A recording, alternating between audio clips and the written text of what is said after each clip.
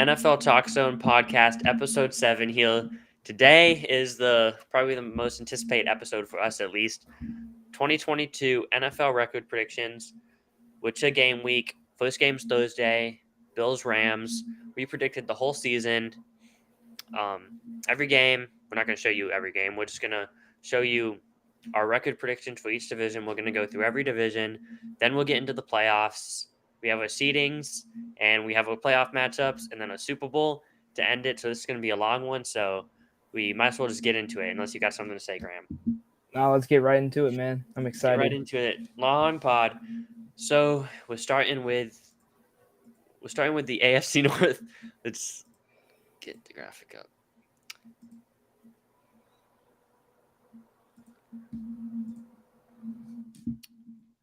AFC North features the last year Super Bowl team that we're both high on. So let's get the graphic. Okay, ready? Starting with the AFC North, as you can see on the left, I have my records and my name's under it. Graham has his standings and records, his name's under it. So, Graham, I'll let you get started. You have the defending AFC champion Super Bowl Cincinnati Bengals as your number one team in the AFC North. Why do you have the Bengals repeating as the number one team? So these last couple of pods, when we start talking about the Bengals, we both have this agreement that they're gonna have a historic offensive year, and I agree with that. I think their record's gonna show it this year. And if I go to my schedule and I look on the teams who they're gonna beat and who they're gonna lose to, I actually only have them losing 4 games, so they're gonna go 13-4. I have them losing 2 divisional games, so one to the Ravens and then one to the Pittsburgh Steelers, and then I have them losing to an upset game against the Patriots. I think the Patriots will sneak one out of there, and then I actually have them beating the Bills, and then I think they're going to close off the season with their backups and lose to the Ravens again. So I actually have them losing 3 divisional games. But the Bengals, like we've been saying, is that they have the best offense in football probably this year, with probably the best receiving core, an upgraded O-line. It's not the best O-line, but it's decent. And then we have, Joe Mixon at running back, and of course Joe Burrow at quarterback. I mean, my boy Joe Burrow, see him right here and up there. Go Tigers! Not going to talk about last night, but anyway, it's just like I'm rambling off about the Bengals. Historic offense, decent defense, it breeds a really, really good record. I got the Cincinnati Bengals at second. I think it's weird because on my roster rankings, I think that they're actually a better team roster-wise than the Ravens. If you just look at it, the Ravens get a last place schedule because they finished last year, believe it or not, in the AFC North, and the Bengals get a first place schedule because they finished first. I really think that this one could go either way, but I'm gonna end up going with the Ravens to win the division. I really think this Ravens overall team healthy this year, a healthy Lamar Jackson. The Ravens have, in my opinion, the best secondary in football on defense, and the front seven isn't bad either. It's pretty good actually, but I think that they're going to be led by a dominant defense, a lighter schedule than the Bengals, and I just think that they're going to end up winning this division. I think that the Ravens are one of the most improved teams in the NFL. I have them as the third most improved roster. And to go along with my point, the strength of schedule for the Ravens is 23rd hardest, which is like 9th or 10th easiest. And then the strength of schedule for the Bengals is 3rd hardest. So the Bengals have one of the hardest schedules in football. The Ravens have one of kind of the easier schedules in football. Wow, So I like that. I think that kind of goes to the Ravens' advantage. And it's a division that's tossed up. Again, I think these teams are neck to neck. According to my win total criteria, the Bengals win 11.32 win caliber roster. The Ravens at 10.5. As you can see, I have the Ravens going about game and a half over the projected win total for me, and I have the Bengals going a tad bit under, but about the same as the win total. So I think that schedule really plays an impact, and I just think the Ravens is going to be the year in the AFC North. So that kind of covers the top two teams for me. You can talk about the Ravens a little bit, but actually I'll touch on the Bengals first. The Bengals, obviously, we both think that they're going to have an historic offense, but as historic as that offense is, that doesn't mean you're going to have to win 13, 14 games, because the Falcons in 2016 had a top 10 offense all time in points per game, and they went 11-5. And the Falcons still had a good defense that year, too. So things can just go either way in the end of games. Schedule can play a factor, and I have the Bengals going 11-6. So I'll let you talk about the Ravens. I don't really have much to say about the. I pretty much agree with everything you have said. I don't know. I got a hi, Nick. I got a hey, Nick. But anyway. No hatergram. Pretty much for me, the way that I look at the Baltimore Ravens is that they're coming off of a year where they were last in their division.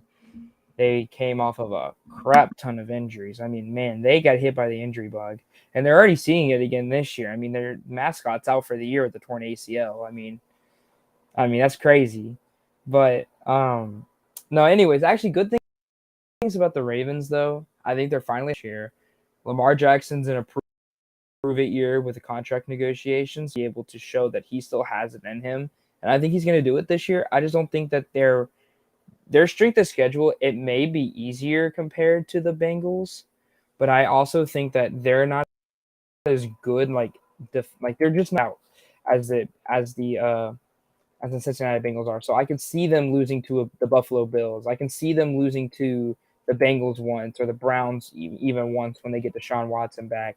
I could see them slipping a game to the Pittsburgh Steelers. So Graham, I feel like what you're trying to say is you don't feel that the or you feel like the Bengals can go with those heavy pass offenses. Do you think they can go just back and forth with them? You don't think the Ravens can do that in Yes. I don't think so. They don't have the power. I think that they have the defense, the secondary too, and the rushing game is so unique with Lamar Jackson that they can win those big games, like we saw him beat the Chiefs last year. But I think that it's a toss up really. It's basically it's a preference and a schedule. But like I said, I have the Bengals actually as a better roster overall than the Ravens.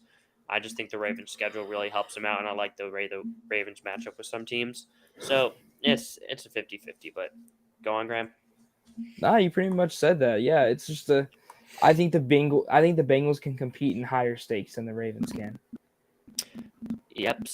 So let's move on to our number 3 team. We both have the same 3 and 4 team. We'll go with 3 first. We both have the Steelers at 3, but I have them at 9 and 8. You have them at 5 and 12. So why so different on the Steelers? I'll give you my take on the Steelers. This team I feel like got better over the offseason. They were 9-7-1 last year. They did get better. That doesn't automatically mean they're going to win more games, but just looking at some pieces they added, of course, they changed quarterbacks. Roethlisberger retired. They now have Trubisky and Pickett. I think both quarterbacks, if they're in, could be better than Big Ben was last year. The receiving core added George Pickens and Calvin Austin in the draft, so that'll give them some depth and maybe even a steal of George Pickens at the third receiver. They added Miles Jack at linebacker, Levi Wallace at corner, Lele Ogunjobi in the interior, and they get Tyson Aluwala, the nose tackle, back from injury. So they added some pieces. They didn't really lose much. They lost Big Ben, as I mentioned, Joe Schobert, but he wasn't super good last year, and Trey Turner, who also wasn't super good on the O-line last year. So I feel like the Steelers team improved. I have them as my 9th most improved team in football.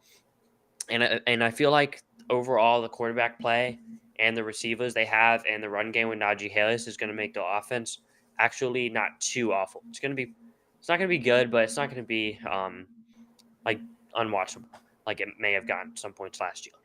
And then the defense side of the ball, they still have a very good pass rush. The secondary could hold him back a little bit, but I think having that good pass rush is very good for them. And I think with Mike Tomlin coaching them, they also added Brian Flores to the coaching staff. I think they're a very well-coached team, and they're just a team that every year they seem to go over the win total, and I'm confident that they're going to go around to over the win total this year, and I don't see them winning less than 7 games, really. I think the floor is 7-10, the ceiling is 10-7, kind of a short winspan for me, or a short like range for me, win range. I got them at 9-8 though this year. Yeah, so I don't really see them like that. I don't think their team necessarily got better. I think at the quarterback position they got better. I think as of right now, what Big Ben was last year was just a fossil of himself. I think the addition of Mitchell Trubisky and Kenny Pickett and even Mason Rudolph looked pretty good this preseason. And they just announced that officially Mitchell Trubisky will be their starter, at least the start of the year. The offensive line is so horrendous. I don't know what they're going to do. And now people are going to be like, oh, but the Bengals had a bad offensive line last year and they went to the Super Bowl. There's a difference. They don't have the Jamar Chase. They have a good receiving core. I love the draft of my main man George Pickens. I think he's going to be great. They're in the division where you can't be lagging behind. The Bengals and Ravens are very physical. They're going to get on you. That's always how the AFC North has been. And I actually have them losing, I think it is 6 games in a row, 5 games in a row, 6 games in a row. I have them losing week 4 to the Jets, 5 to the Bills, 6 to the Buccaneers, week 7 to the Dolphins, week 8 to the Philadelphia Eagles, and week 10 after their bye week against the New Orleans Saints. That stretch of the early part of that season is going to be a killer because they're gonna leave Mitchell Trubisky out to dry, and they're gonna put Kenny Pickett in, and they're still gonna struggle. That's just how I see it. They have a really, really tough schedule. Hard for me to see them being competitive because they finished a division where they really didn't deserve to finish second, so they're gonna be playing the more difficult teams. They're gonna struggle. I can see their ceiling being 7 to 8 wins. I actually have a feeling. I'm just putting them on their floor right now. Okay, so you're putting him at the floor. I think you have him lower than the floor, in my opinion. I'm going to actually go back at you with one thing you said. You said they didn't get better, but they got better at quarterback.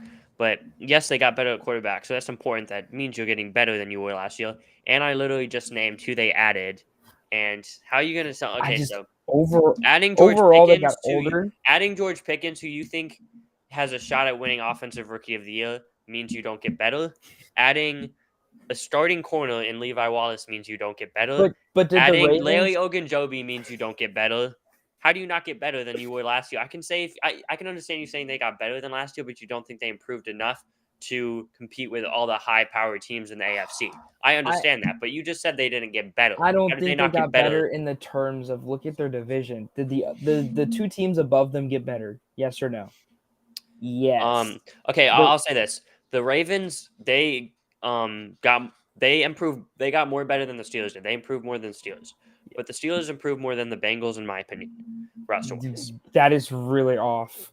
But I think the top 2 teams above them got significantly better than the Pittsburgh Steelers did. Also, you got to remember the Pittsburgh Steelers defensively is getting older. I mean, Hayward's not getting any younger. TJ Watt's at the tip of his prime. He might be digressing in the next couple of years. Whoa. I said the next couple of years. TJ Watt is not regressing. TJ Watt is literally just about to hit his prime. How's he regressing? I think he's at the top of his prime right now. I say in like 3 to 4 years, he'll start to decline just a tiny bit. But we're predicting for 2022. We're not predicting for 2026. I'm just saying they're getting older and older and older. What I'm saying is they're getting older and older. We got to move on eventually because this is getting really, really heated. We have a fantasy draft at 6:45. We're going to be talking to like 8. But anyway, on to the next team. The Cleveland Browns. The Browns' controversial headlines this year, apparently. Oh, God. But the Browns, I have them at 6-11. I feel like with going from Brissett to Watson, 11 games with Brissett, Watson, he may not be like all amazing his first game back. I think I actually have Houston beating the Browns in that first game, but it's going to be hard to see them Browns being a playoff caliber team this year. They do have a good roster, but I don't think they overall really improved much. They did lose some pieces like a Jarvis Landry, J.C. Treader, Austin Hooper, and of course they lost Baker Mayfield, who is they got Watson, but he's not going to start the first 11 games. So I feel like this Browns team regressed as a whole, and they were only, I believe, an 8-win team last year. They're in a tough conference, tough division. I think without Watson, and really good offensive weapons for the first 11 games. I think that they're not going to do too much offensively outside, maybe run the ball and steal a couple wins on teams with bad run defenses. But I do like the Browns' defense, though, so they got that going for them. But just an offensive league, I don't see the Browns' offense being good enough to get to really a lot of wins this year. So I got the Browns at 6-11, last in the division. You got them 5-12. Anything else you want to add to the Browns? It sucks because just a couple years ago we were talking about how good the future of the Browns organization is finally going to be. I mean, I remember me and you talking after the Pittsburgh Steelers Browns playoff game and be like, man, this team is competitive. Like, finally, the Browns are going in the right direction. Fast forward 2 years later, no more Baker Mayfield because he was hurt and they saw him struggle. Shipped him off for a guy who has been very controversial and not going to play for the first 11 games. And in my opinion, should never be able to play football again. But I digress. It just sucks to see the Browns be in this struggle bus. I mean, their roster, like you said, is really good. It's a good roster. It's just they're really unlucky. The fan base is really unlucky. I think the weapons are not good. That's the one part of the roster. I like Amari Cooper. Amari Cooper also isn't getting any younger as well. Amari Cooper, I think, is around the 20 to 25th best receiver at this point. I would point. say top 15, but other than him, who do you got? I think Peoples-Jones is the number 2. They drafted David Bell, who I wasn't very high on, so I'm not a fan of the weapons. At tight ends, okay. David Njoku is like a top 15, 20 tight end. He's not like anything special. He's okay. So, but anyway, so anything you want to add to this division? I just really think it's a 2-team race. What do you think? Obviously, agree. Obviously, by rookies, you got. Is there any way on planet Earth the Steelers win this division? Somehow, some way, Mitchell Trubisky becomes an MVP candidate. Okay, MVP. I don't think he'd have to become an MVP, but if Mitch Trubisky becomes the next Ryan Tannehill, do they have enough talent to compete? The only reason I say no is because although they have pass rush, those corners and O-line are two of the most important positions. The secondary, they can't compete with the high-powered AFC passing attacks with that secondary. Yeah. Which makes me think, okay, they're just going to get thrown all over. And even if Trubisky is good, becomes like the next Ryan Tannehill. Can he keep up? Can they go back and forth with those high offenses? I just see it's hard to. I think it's hard to see this team being, like an 11+ win team, like a for sure playoff lock. But I think that they can be in that playoff race. I got them 9-8, just outside. But it wouldn't shock me if they snuck in this year. I can't see that. You ready? So we're just opposite on the Steelers. Ready to move on to the next division? Yes. On to the AFC South. Well, we're pretty similar in this one. We both got Indianapolis winning by a landslide, which I don't think is a very popular take. I think Indianapolis winning is a popular take, but by a landslide, maybe a landslide, not very popular. Both got Indianapolis 12-5. Of course, they added Matt Ryan. They were 9-8 last year. Added Matt Ryan. Adam is the 13th most improved team in football on my improvement ranking. Of course, most notable is the addition of Matt Ryan, like I mentioned. They added Stephon Gilmore, Yannick Ngakoue. So they got some pieces. I like the draft pick of Alec Pierce. They got the 26th hardest strength of schedule, so that's on the lighter end, with 32 being the easiest. So the close to one of the easiest divisions in football. One of the easiest divisions in football. Improved roster. Yep. One of the easiest schedules in football. I had the win total at 10.5, which came up to 8th on my, tied 7th on my win total rankings, basically my roster rankings. So I really do like this team. And let's look at the schedule. I have them losing 5 games. I have them losing 5 games. I have them losing to the Chiefs, which is one I think they can win. The Broncos, back and forth one. Titans once. I think they'll probably lose to Tennessee once still. I have them losing to the Eagles and Raiders. So the games I have winning, though, I have them beating the Texans twice, the Jags twice, which they haven't seemed to do, but I think they can do it this year. I have them beating Washington, the Patriots, the Steelers, the Cowboys, the Vikings, the Chargers, the Giants, the Texans. I think there's only one contending team that, true contender that I'm beating, and that's the Chargers. Because I think they have just such a light schedule, and I think that really contributes to them. Okay. I agree with you just about. I agree that I think this Colts team is definitely improved. Of course, you get the staple of my man, Matt Ryan. And if we go through the schedule, I mean, their schedule is really, really easy. I have them have going a 5-1 division record. I have them losing one game to the Tennessee Titans off of their bye week, and I have them going 9-3 in the conference. So I mean, this the schedule that they have is abnormally easy. I mean, the East. I mean, you have to deal with the Eagles, and I have them losing to the Cowboys, but I have them beating both Washington and New York. But if you look at their schedule, I mean, Colts have the Jags and the Texans week other way around, excuse me. Then week 3, and then week 3 you have the Kansas City Chiefs coming to and be a really good game, but I personally think the Chiefs will win that game. I have them in total. I have them losing to the Titans. I have them losing to the Raiders. I have them losing to the Eagles. I have them losing to the Cowboys. That is it. I have them beating the Chargers. I have them beating the Steelers. Like I have them beating teams. The Steelers aren't really competitive, but I have them beating these like competitive teams like the Chargers. I think they're going to give the Chiefs a run for their money. I think they're just a really good team, and they play in a horribly weak division. Graham? So yeah, sorry. I want to say something about the Steelers. Back to the Steelers. You just said they're not competitive. This team hasn't had a losing season in over 15 years or something, and they got better this offseason, but how are they not competitive? I just don't like the Steelers, man. You just don't like the Steelers. Okay, we got it. At least you said you don't like the Steelers. At least you got that out there. So now we know why you have the Steelers. You ready to move on But to the anyway, Titans? we can move on to the Titans, which you also seem to not like, and I also don't like that much this year. But I like them a little bit more than you. I got them at 8-9. I think they're an 8-9 win team. I think the loss of AJ Brown is obviously going to hurt.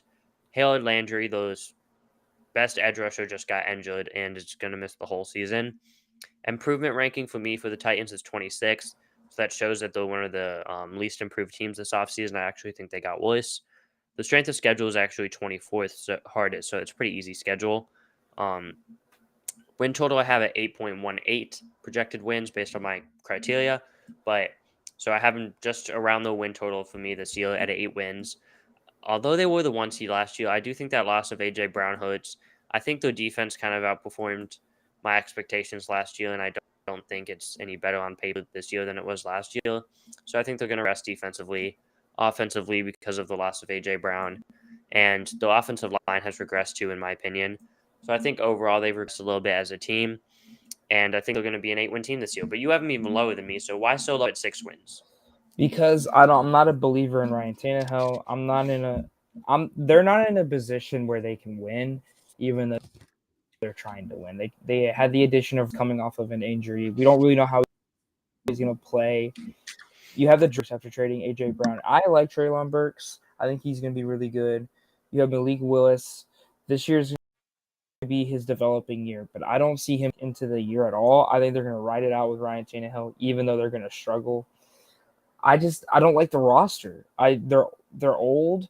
Their quarterback position is weak with Ryan Tannehill. I'm not a big Ryan Tannehill fan. Who knows how Derrick Henry is going to be when he comes back? We both expect him to be really good. It's just, can they rely on him to produce every single down of the game? I mean, that's a lot coming back for a 29-year-old running back with a foot injury, you know? Okay, so anything else on the Titans? No, let's move on. Move on for the Titans. Okay. Yeah. On to the Jaguars. The Jaguars are a team that I think has improved this offseason. I'm second on my improvement rankings. Although some people think they overpaid guys, they still improved as a roster, which contributes to them winning more games than they did last year, probably. They won 3 games last year. I think that they're going to be a 6-win team this year. I'm pretty confident in the Jags winning 6 to 7 games. I think Trevor Lawrence is going to be a top 15, top 12 quarterback this year in football.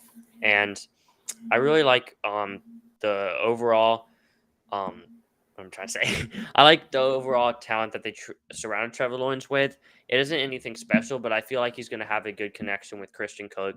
You have his old college teammate in Travis Etienne. I do think the offensive line still needs some work, but you did add Brandon Scherf, so I like at least they tried to get better. I like the approach, and I think that made some room for Trevor Lawrence to improve this year. So I think Trevor Lawrence is going to be the main reason that this team wins 6 or 7 games. Because I still think that the defense, although I do like the front seven, it's very young, and the secondary is not very good. But I still like the Jaguars a little bit this year at 6 wins. I think they're going to get hot at the end of the year and compete with big teams. Like I have that Jaguars Chiefs game circled this year, not because I think the Jaguars will win, but I have the Jaguars competing with the Chiefs week 10. It kind of reminds me how last year, like before the season, you were looking at the schedule for the Chiefs and you're like, oh, Chiefs Bengals, that game's gonna suck. Like, who cares about that game? I feel like that Jaguars game could kind of be that game this year where it doesn't look like anything special, but I think when we get to that game, both quarterbacks are gonna compete and Trevor Lawrence is gonna maybe go back and forth with Mahomes. Not gonna like outplay Mahomes or anything, but I feel like the Jags could be sneaky, and I feel like Trevor Lawrence could show that the Jags maybe have momentum going into 2023 in a game like that. And I think that the Jags are going to be talked about as competing for second or first in this division this time next year. Yeah, I agree. I think the Jaguars are going to def cheer. I don't know if I necessarily like the money they offered Christian Kirk, but I do like the signing of Christian Kirk. They needed more of a speedy, athletic guy. The trading of Chenault, giving Christian Kirk more of the reins of being that do-it-all kind of guy, wide receiver. I think Trevor Lawrence is cheer, and they're going to be competitive. They're going to give teams a run for their money, beating them at 7-10 and beating the Tennessee Titans in the division and making them second. I could see this team ceiling being a 9-win team. There's a lot of these closer games that they can win. I have them beating the Dallas Cowboys week 15. That one was a good chance they could. That was the one I had the Jaguars up until like last minute. I switched it to Dallas and I switched to Jacksonville from 7-10 to 6-11. But that's the game I could see either way. So if you look at their schedule, week 9 and 10, they play all AFC West teams. That is rough. I don't know if they're going to win any of those games. They play the Broncos, and they play the Ravens, the Raiders, the Chiefs, and then they play the Ravens, which I actually have because they're coming off of a bye. But that 3-game stretch right there, even a 4-game too, if you want to include the Ravens, that's going to be tough. And I think that's going to be the decider. If they somehow come out of that like 4-game span with 1 or 2 wins, there's a serious chance they're going to be second in this division, and they might have a really yeah, the Jags. I think the ceiling. Let's look at the ceiling right now. So I think the ceiling would be they beat Washington week 1. Maybe they beat the Colts once, like they have for the past 8 years or 7 or 8 years. So say they split with the Colts. Maybe they can somehow sweep the Texans. They still split with the Titans though. Then they beat the Giants. They win one of those 4 games stretch that you were talking about. Say they win one of those. Say they beat the Raiders. Then say they beat the Cowboys like you have. And say they beat the Jets. That's 10 wins. That's maybe optimistic, but I feel like the ceiling is about 9-10 wins if everything just goes perfect. And they're like 9-10 wins, maybe 7-8 seed. Just miss out. We just sneak in the playoffs. But I feel like that's a very optimistic prediction. But so we both like the direction. We just think it's a little too early to have them in the playoffs. But we both got them 6-7 win range. But you got them 5 win, but you could still. I have them at 4. Yep. So yeah, finally, that's our prediction for the Jags. Now on to the Texans. Graham, you don't like the Texans.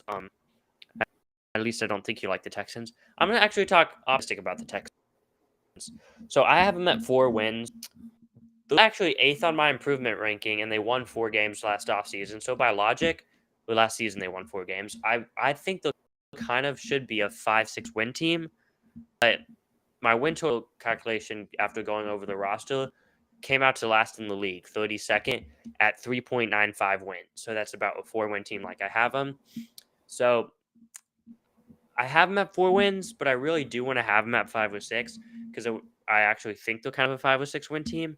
But I'm just going to stick with my roster criteria. Schedule, I feel like it'd be kind of hard to have them winning 5 to 6 games with how the schedule is. So I'm just going to stick with what my roster criteria says, and that says they're about a 4-win team. So I'm going to have them 4-13. Yeah, I like the Texans more last year. I'm a big believer in Davis Mills. I think he's going to be a good quarterback. He's just Wow, thrown I'm not into a really really bad into it. situation. He's been thrown into a bad situation. I like the running back Peterson from the draft. I think he's going to be special.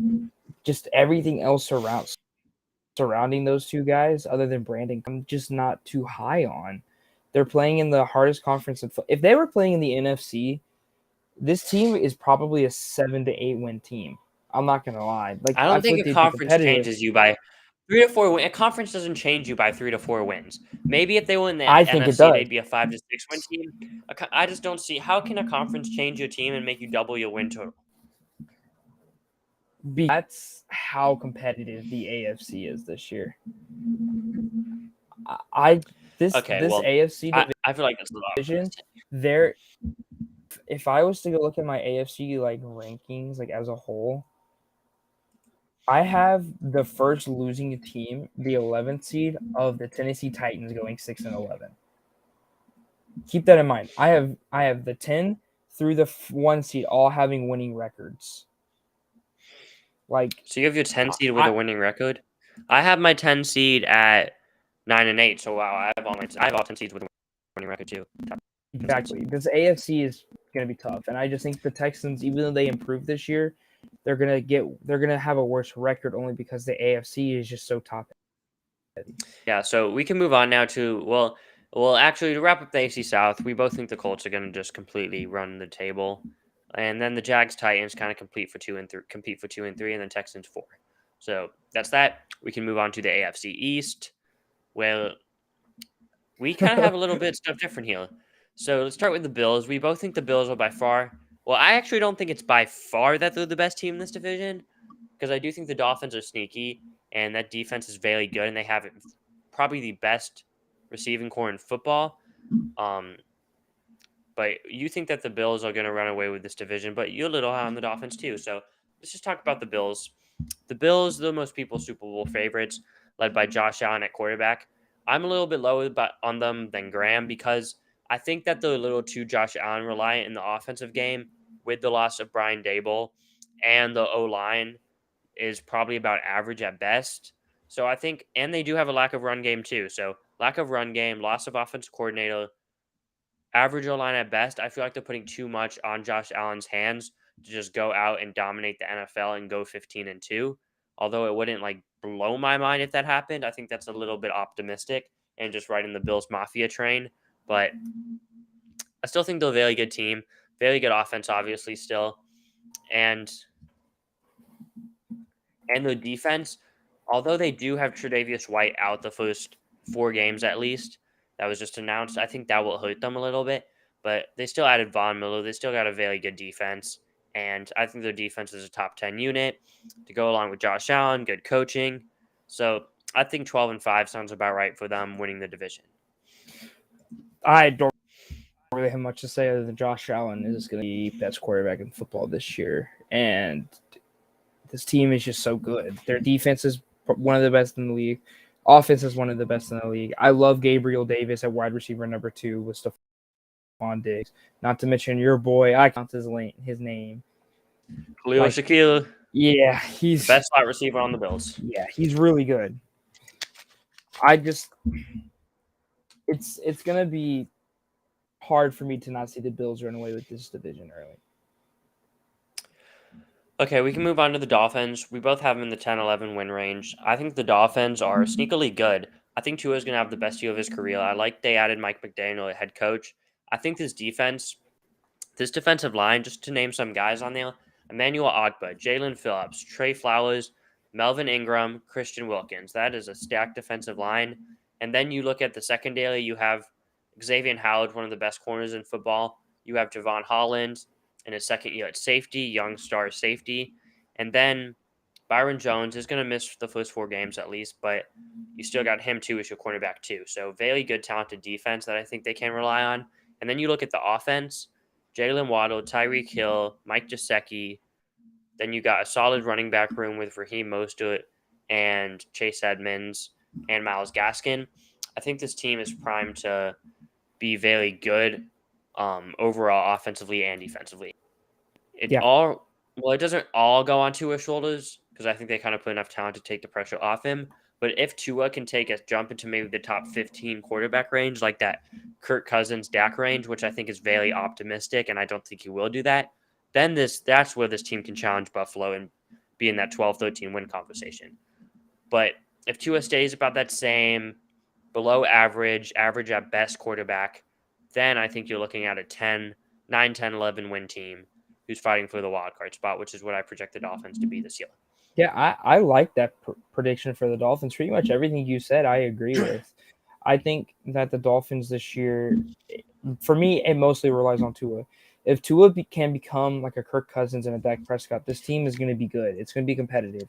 He has the weapons around him. He has the Jalen Waddles. He's got the Tyreek Hills. He's got. Well, we'll see if Mike Gesicki is still on the team. But if Mike Gesicki stays, you got Mike Gesicki. His offensive line is improved with Teron Armstead fine as his left tackle. You've got all these different players that are good at their position. Let's see if Tua can finally be that guy. We saw it in college before he got hurt that he was that guy. Let's see if he can trail. And I think this year they will. I don't know if it'll get them to the playoffs, but I do this year. Now onto our 3 and 4 teams in the AFC East. We're kind of different on these. We have I have the Patriots 7 and 10, 3 team in the AFC East. You have them 4 team at 5 and 12. So let's just talk about the Patriots for now. The Patriots, I think that they regressed. I have them 31st on my improvement ranking, so that is the second most regressed team in football. The strength of schedule is 16th hardest, so about average. Last year they went 10 and 7. But looking at the roster, I had them as my, I think, 19th. Let me check.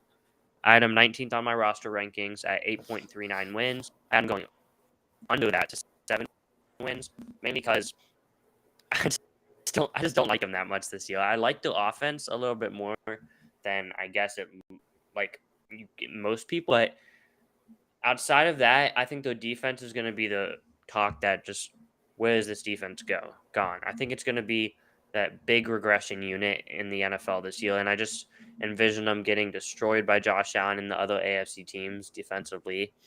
I think the offense is good, but going against the Chargers, the Chiefs, the Raiders, the Bills, I don't think they're going to compete with all those teams if they were to play them. I don't think they play the Chiefs or Chargers, but they do play the Raiders. But just if they have to face those high-powered offenses, I don't think they can compete with them because I don't think the offense is very high-powered, and I think that their defense has significantly regressed with the loss of J.C. Jackson, Dante Hightower, Jamie Collins, Kyle Van Noy. So I just don't like this team One that of the much. McCourties. I do like the offense on paper. I don't like that they have Matt Patricia, Joe Judge, Bill Belichick calling plays. I don't think that's going to work. So I just don't think that this team is – I don't think they're going to be quite as bad as you have at 5 and 12. I think they're more a 7 to 8 win team. But I definitely don't see them as a playoff team this year. I'd be a little surprised if they were able to make the playoffs. Yeah, I pretty much agree with everything you said about the Patriots as well. I'm trying to think the words out of my mouth. Them on their floor for their record. You have them on my ceiling for their record. Just the Patriots, they're just so. Have you ever ate like a really stale chip before? And you know how like it just is so like plain and gross and it's dry and it's just bad. That's what the New England Patriots have turned into for me this year. They're a stale chip, and their defense is old, not good. They've lost some of the old players, and they're still old. It sucks to see the Patriots not be good this year, but when Bill Belichick is talking about making Joe Judge and Matt Patricia split calls, there's a serious problem. It's our stale chip. It was the best way for me to describe them. We can move on to my number 3 and your number 4. It looked like the breaking news bar on like ESPN. Yeah. Patriots are a stale chip.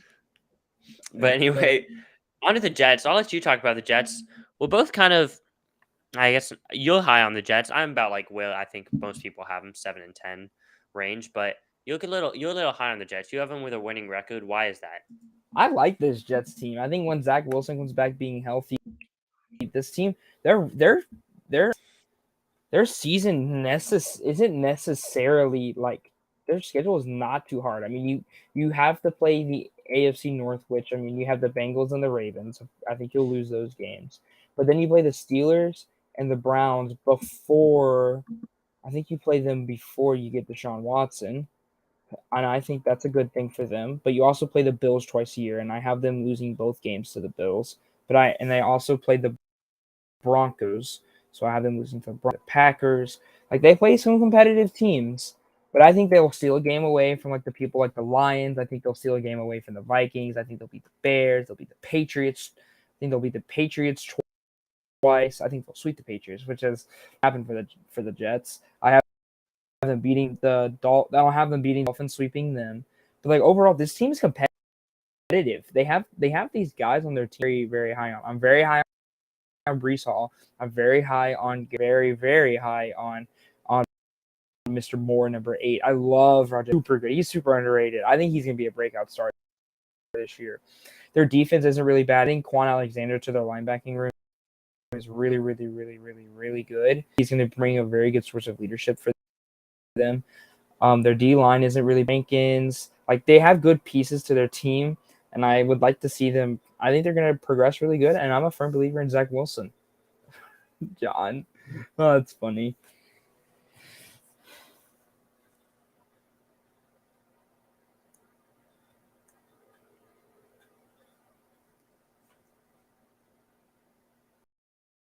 Nick? Okay, on to what I have to say about the Jets.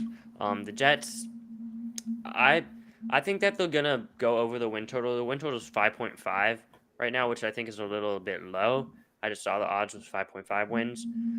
I think they're a little bit better than a 5.5 win team. I think that they were the most improved team in the offseason this year with all the additions they made. Grab my sheet real quick.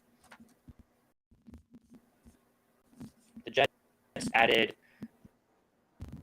Laken Tomlinson at offensive guard, CJ Uzoma at tight end, DJ Reed at cornerback, Jordan Whitehead at safety, Ahmad Gardner at cornerback, Caleb Wilson at wide receiver, Jermaine Johnson the second at edge rusher, Breece Hall at running back, Carl Lawson comes back from injury at edge rusher.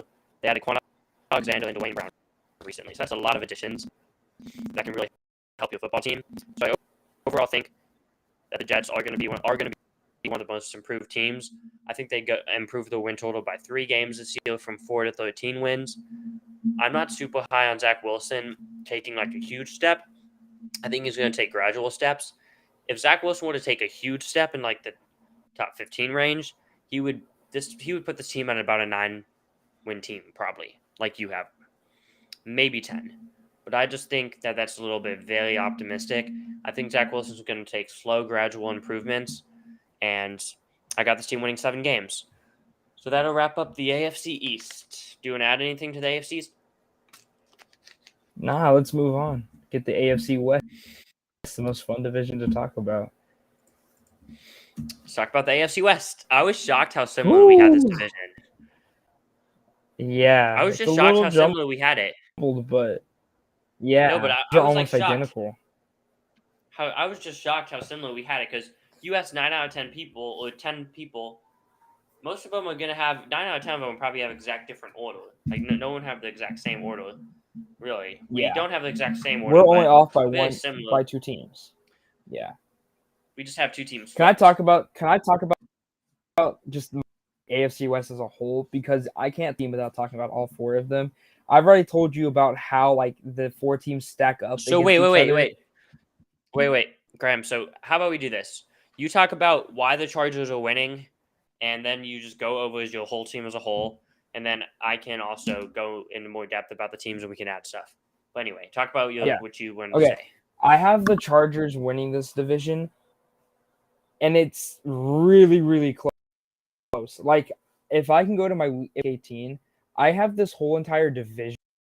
They don't figure out what they're going to be on, like what place they're going to be, until week 18.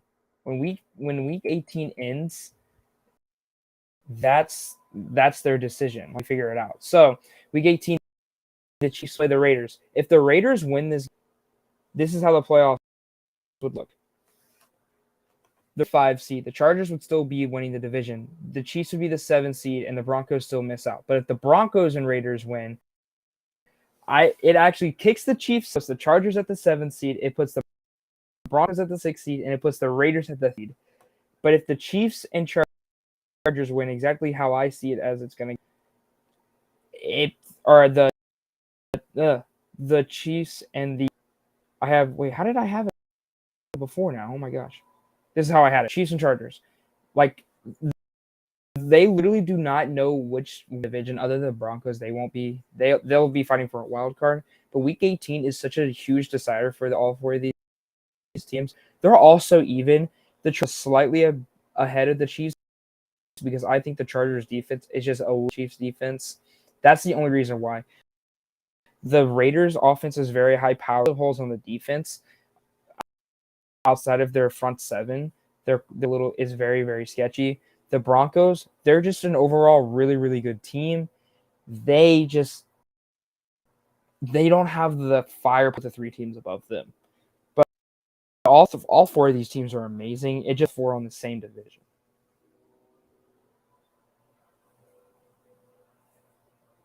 So about the Chargers, I think that what puts them over the Chiefs is, like you said, the defense, specifically the secondary, really. I think the Chargers have a big advantage on the secondary, and I think that the Chargers have just so much star power on their team, whereas the Chiefs still have some star power. They used to have Tyrann Mathieu and Tyreek Hill, so the Chiefs used to be a team with all that star power. Now I feel like the Chargers is kind of the team in the AFC West with all that star power. So I think that's kind of what puts the Chargers over the Chiefs. But I'll kind of talk about the other 3 teams very closely.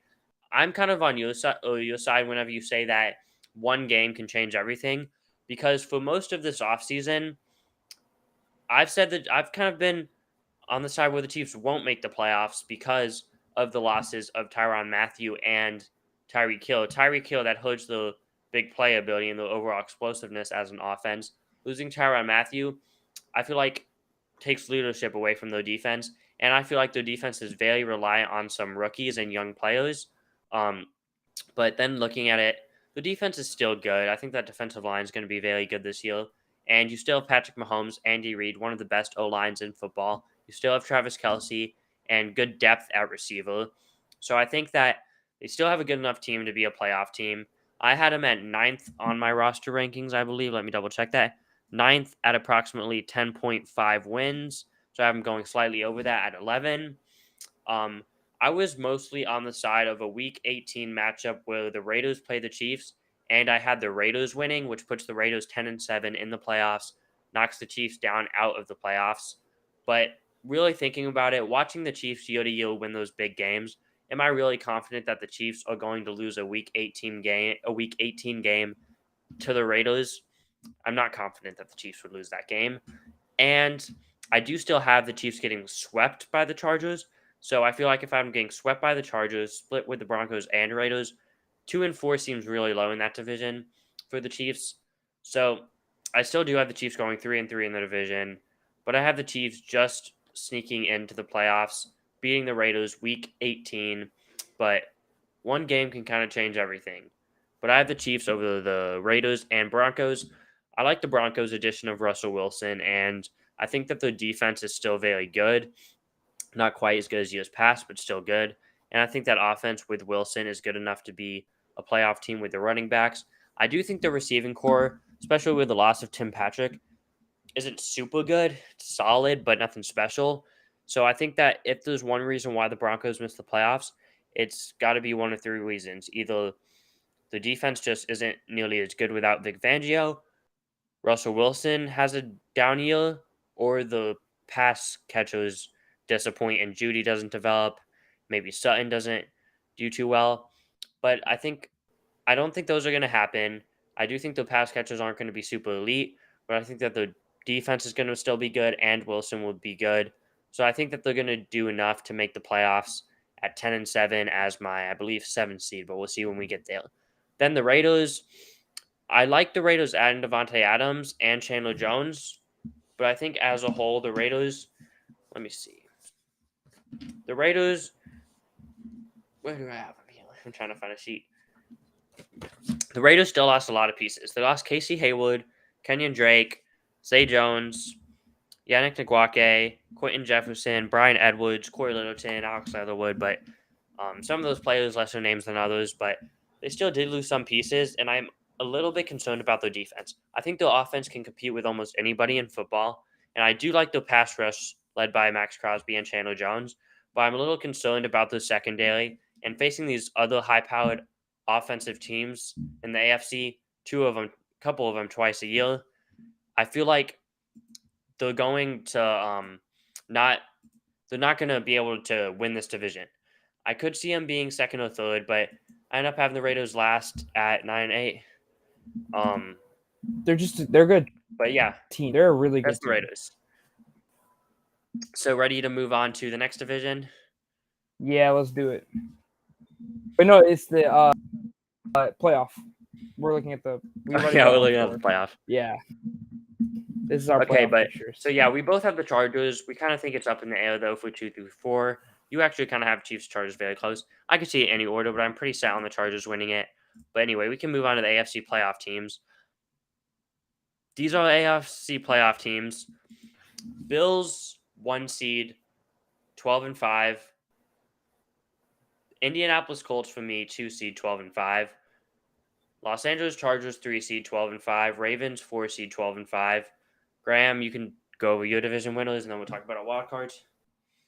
Yep, I've got the division winner or the conference winner of the regular season with the Buffalo Bills. Number 2 seed of 13 in Cincinnati Bengals. The 3 seed, the Indianapolis Colts at 12-5. Finally, the 4th seed, the Los Angeles Chargers at 12-5. Okay, and now the wild cards. Bengals, Chiefs, 11-6, 5-6 seeds. I got the Broncos 7 seed, 10-7. Then I have the Dolphins as just missing at 10-7. Then I have the Raiders and the Steelers just missing at 9-8. Now you can go over your wild cards and just miss teams, Graham. Yep. So the wild card position, I got 5 seed, 12-5. Got the Ravens at 6 seed and the Ravens seed both going 11-6, and then my just missed at 11-6 the Miami Dolphins, and then the Broncos at 10-7, and then finally the New York Jets going. I guess all missing out of the playoffs. Yeah, so overall, this is the more competitive conference, and it's funny how you have the Bills like just way ahead of everyone. It seems like, and I kind of like have everyone neck and together. neck. But yeah, like you have the Bills. It is. You have the Bills 2 games ahead of your number 2 seed. I have the Bills 2 games ahead of my just missed my 10-7 Miami Dolphins. So like, we're similar though, pretty much. But we kind of it's just the win range is different for all of us. The only difference we have on this picture, I don't have the Pittsburgh Steelers anywhere, and you don't have the Jets anywhere, but the other all in the picture, which is crazy. But yeah, we're about to move on to the NFC. I'm just doing some trying to mess with this graphic real quick, but yeah, the AFC Conference this year is going to be so much fun to watch. Like, the fact that there is so many teams that can be relatively competitive all in this year, it's going to be crazy. Like, the AFC West this year, going to have an AFC West game on because that whole division is crazy competitive. Yep, the AFC West is competitive, but now we can move on to the NFC. Let me pull this back up. So we're on to the NFC. Yes, we won't show the whole thing. Okay, on to the NFC. NFC North. I got the Packers winning at 12-5. You also got the Packers winning 12-5. We can quickly talk about the Packers. So the Packers, they did lose Devontae Adams. That's the big headline this year. But overall, I think they got the best defense in football this year on paper. That defense is very good. Just look at their depth chart on defense. That front seven, they have so many guys, so much depth, and then you have Jair Alexander, Alex Stokes, Adrian Amos, Darnell Savage on the back end. That defense is stacked. So I think the Packers are going to have one of, if not probably the best defense in football this year. You still got Aaron Rodgers at quarterback. You got, in my opinion, the best running back duo with A.J. Dillon and Aaron Jones. And then you got still a good offensive line.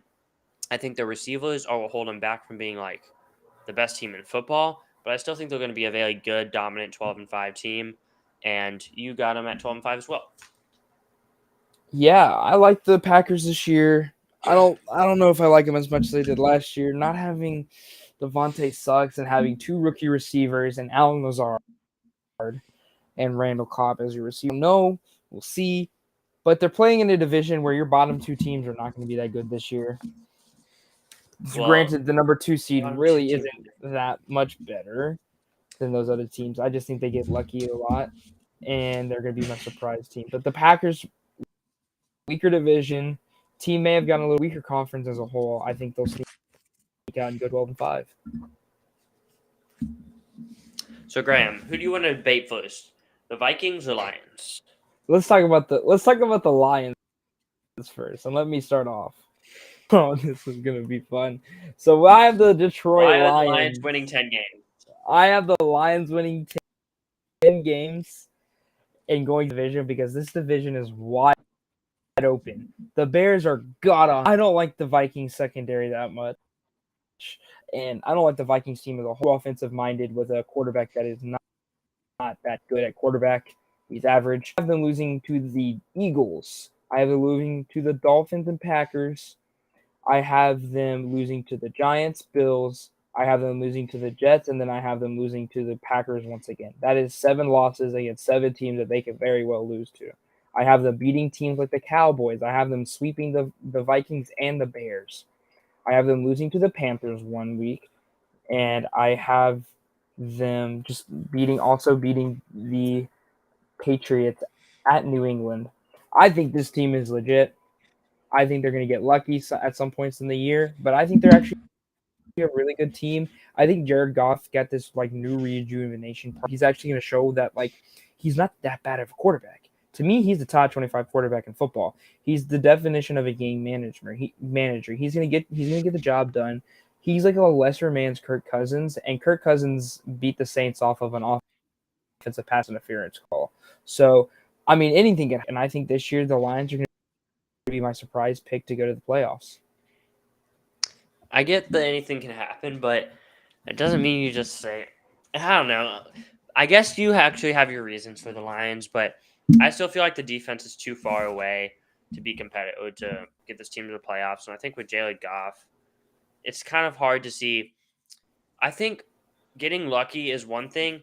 So let me just say something real quick. So the improvement ranking for me, I have them as the 6th most improved team. They went 3-13 and 1 last year.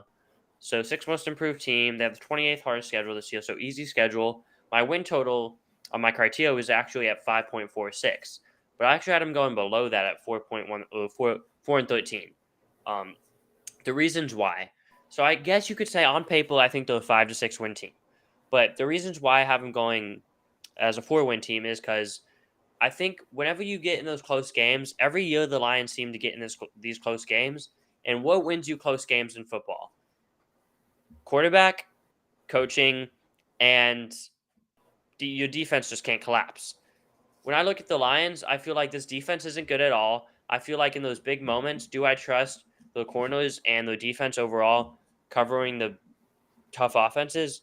No, I don't trust the Lions defense. So I think in close games, they just have the recipe to be a letdown in close games with your quarterback being Jared Goff, who doesn't seem like a quarterback who's just going to take it over and take your team down the field and carry your team at the end of the game.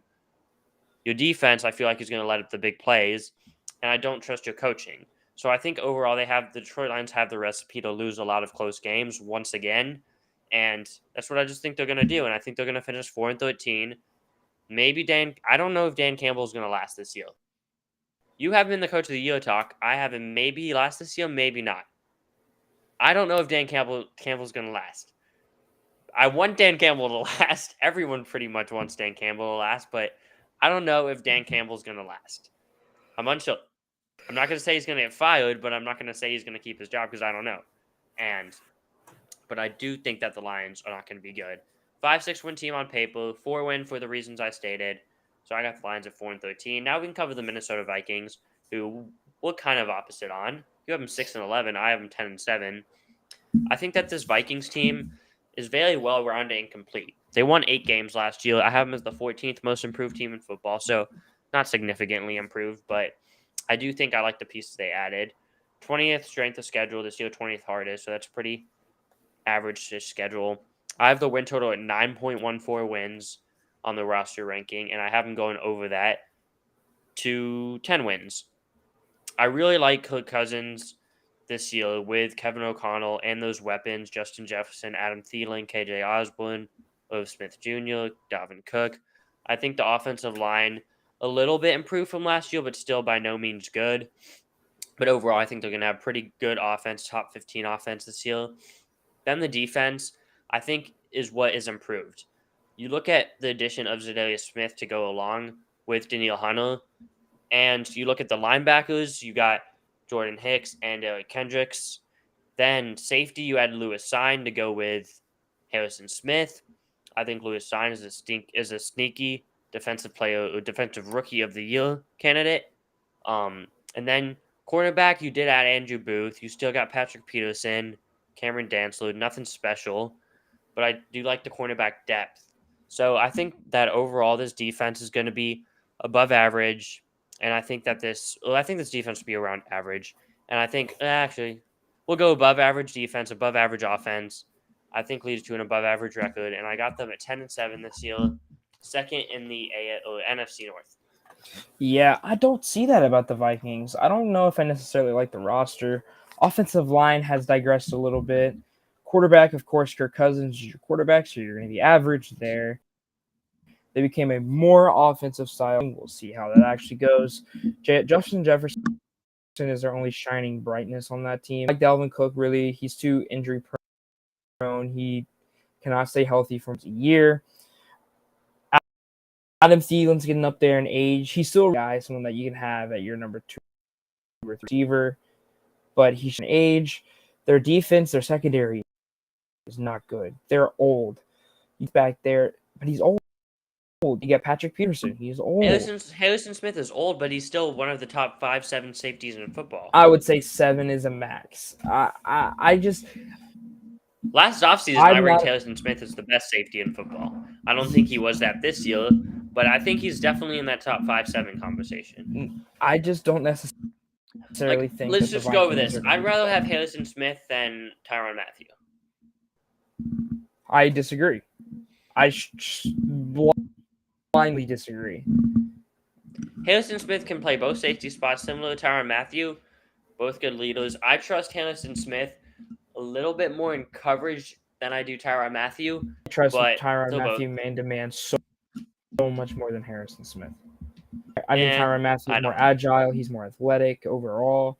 I think they're both very athletic, though, but yes, they're both very versatile, good safeties. They can be good playmakers, can play both spots, can stop the run, can blitz, can cover. They're both 2 of the best safeties of this generation. I just kind of prefer Harrison Smith a little bit, but oh well.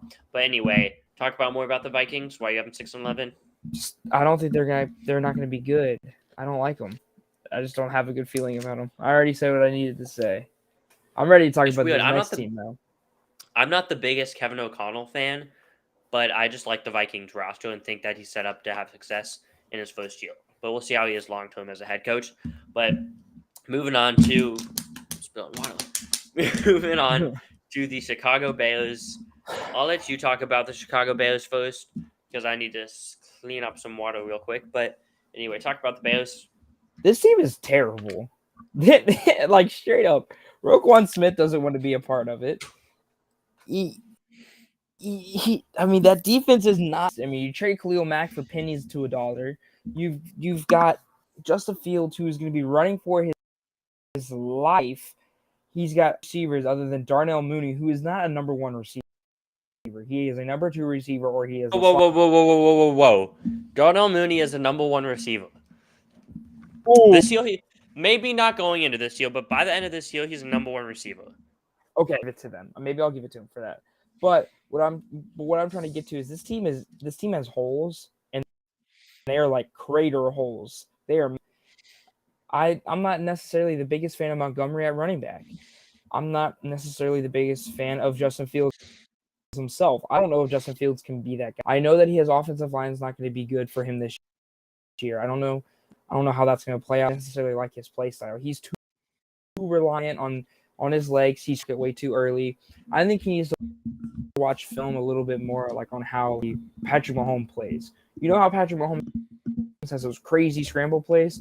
I feel like Patrick Mahomes is the one that I feel like Patrick Mahomes is the one that gets out of the pocket a little bit too quick. Fields does that too, but I feel like if you want to watch, like, maybe to knock it out of. Anyways, we don't need to talk about quarterback, but we don't need to go on that. Yeah, I just don't think Justin Fields is going to be. I don't know the answer, and I don't know if it's his fault or if it's the Bears' fault. But the Bears team is not good this year. I have them winning 5 games because there still really isn't. It isn't too difficult, and the team can probably sneak off a couple wins here and there. But I don't necessarily like the team. Well, I like the team a little bit more than you. I still have them at 5-12.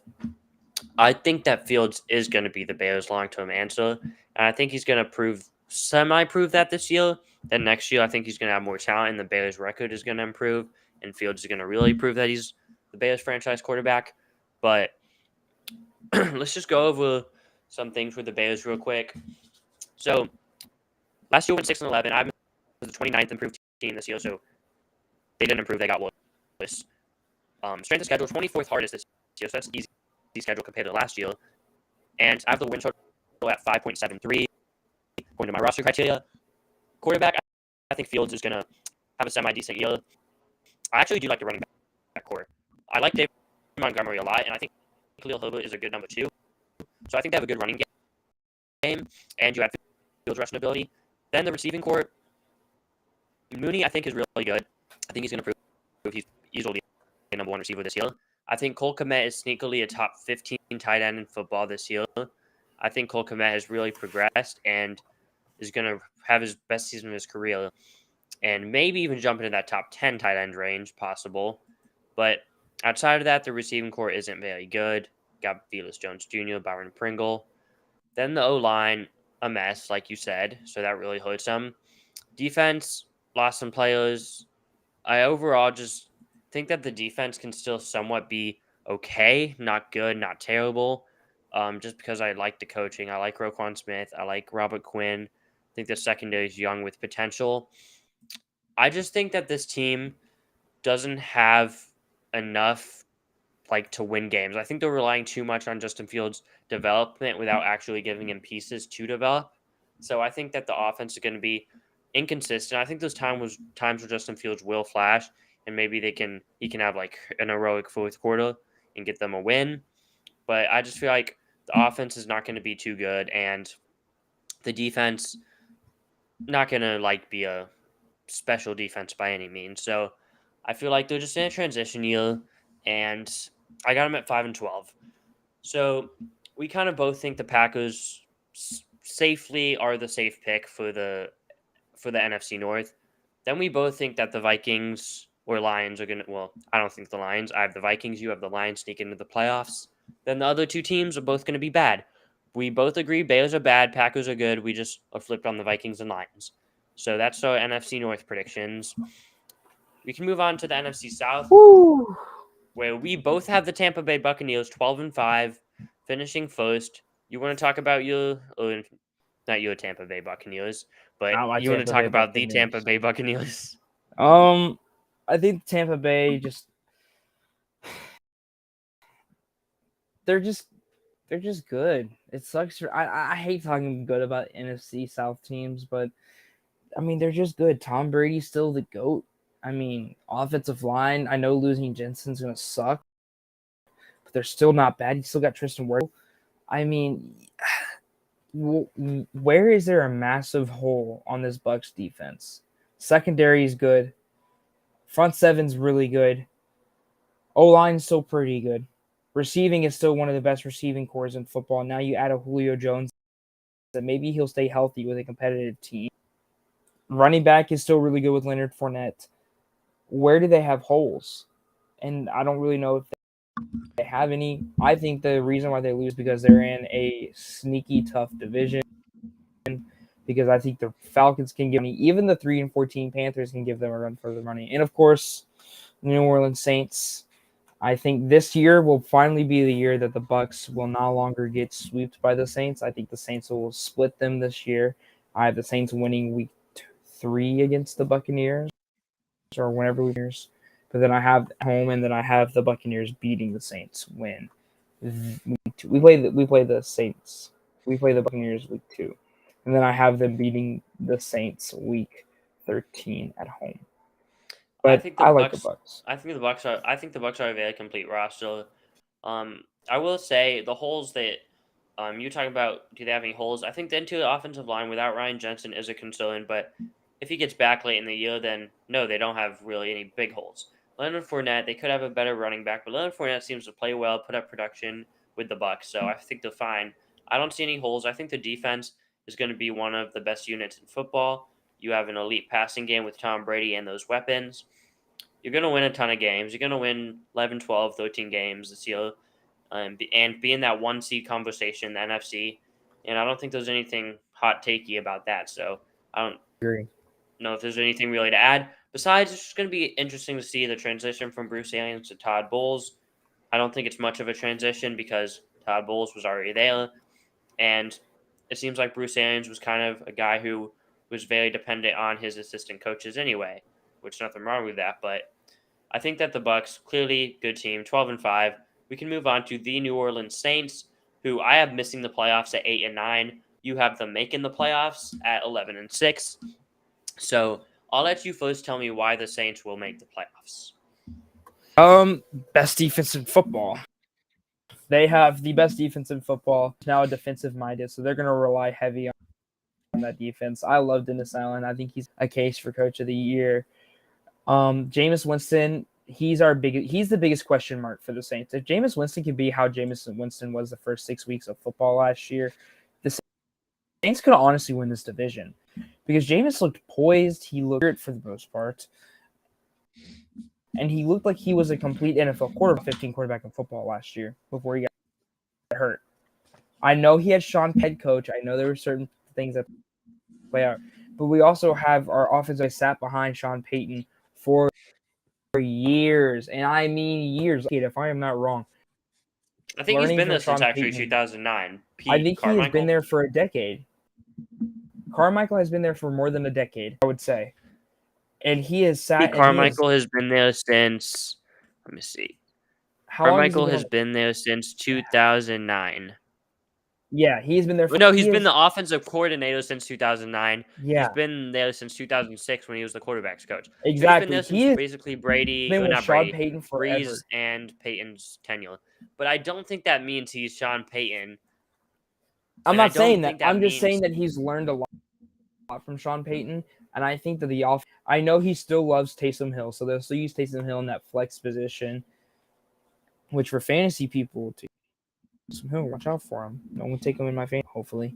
But anyways, I just love the Saints team. They're gonna be so much fun to watch. I know trading C.J. Gardner-Johnson was kind of a big blow, but now looking back on it, we have Bradley Roby who can play in that slot corner spot that where CJ was playing at. We also have the new rookie cornerback from Tennessee, Taylor, who I was actually pretty high on the draft, and I was happy that he fell down to the 3rd round for us. I'm excited to see how they play. Overall, I just think this defense is just really, really good, and I think that they're gonna do good this year. So to answer your question, Daniel, I'd say at least half of the people who watch this channel are in our fantasy league, so we kind of can't give away our fantasy picks and who we're taking, so that's why. Yeah. But anyway, on to the Saints. I feel like the loss of Sean Payton is going to affect this team. I think the roster is very complete, but I think the receiving core is good but a little overrated. Michael Thomas, if healthy, he can be very good, but I think Jarvis Landry is not a top 50 receiver in the NFL anymore. Probably in the top 75 receiver range. Chris Olave, I do like him as a complimentary piece as a rookie. I'm just afraid if Michael Thomas were to get hurt, I feel like they could be a little bit too reliant on Chris Olave as a rookie, but I still think he could be a good complimentary piece, just not as a number one. Jameis Winston, I think he's not going to have a very good year, without Sean Payton. I'm just the opposite with Jameis Winston. I didn't see much improvement. I think his stats kind of were affected by Sean Payton. Just like I've mentioned before, Trevor Siemian had very good stats with Sean Payton. He's the Bears' backup now, but I overall have them as an 8.73 win team. They have the seventh hardest schedule in football, so I have them end up winning 8 games. And why would they make the playoffs? In my opinion, they would make the playoffs if I'm wrong about Jameis Winston and if Dennis Allen is a very good head coach. But I don't think either of those are for sure things. I think Winston's going to have a down year, and I don't think Dennis Allen is going to be a super good head coach. So I got the Saints at 8-9, but we'll see. Moving on to the next team, I have the Panthers at 6-11. They added Baker Mayfield, but I still am not a fan of this team's coaching with Matt Rule, Ben McAdoo. I think the offensive line has improved, but nothing special. I think the weapons are not very good outside of DJ Moore receiving wise. Christian McCaffrey, very good running back, so I like him a lot. But I think the offense still is not going to be very good just because of the coaching with Ben McAdoo and because of the receiving depth, and offensive line is still young and not very good. But overall, the defense can be surprising, but I'm still not super high on the defensive line outside of Brian Burns. And I think overall this team isn't a tough, really they have 2 tough teams in the division, which I think that they wouldn't surprise me if they got swept by both teams. I think I have them beating New Orleans once. Not sure about the Bucs, but overall 6-11 sounds right. I think that this is Matt Rule's last year as the Panthers head coach. How could they prove me wrong? If everyone stays healthy on the offense and Baker Mayfield has his best year of his career and the young defense surprises me. That's how they could prove me wrong and be a 9-win playoff team. But I feel like that's a little bit of a stretch. So I got them at 6-11. So I have them finishing 3-14 in the worst team in the division because not necessarily offense. I actually like Baker Mayfield on this offense for the Panthers. I just don't like that defense. They're way too young. They're way too raw. Like I see very like big holes. I think they're gonna get into a lot of like scoring games, so it's gonna be high scoring affairs. I don't know if their offense can kind of keep up. Kind of like the Patriots in a way. They're kind of just stale. Matt Rule is not the head coach that needs to be head coaching this team. I think I agree with you. By the end of the year, he will be gone. There isn't much good right now. The Panthers, they kind of remind me of the Bears last 2 years, maybe hanging on to a coach like the Bears hung on to Matt Nagy for maybe a year longer than people thought.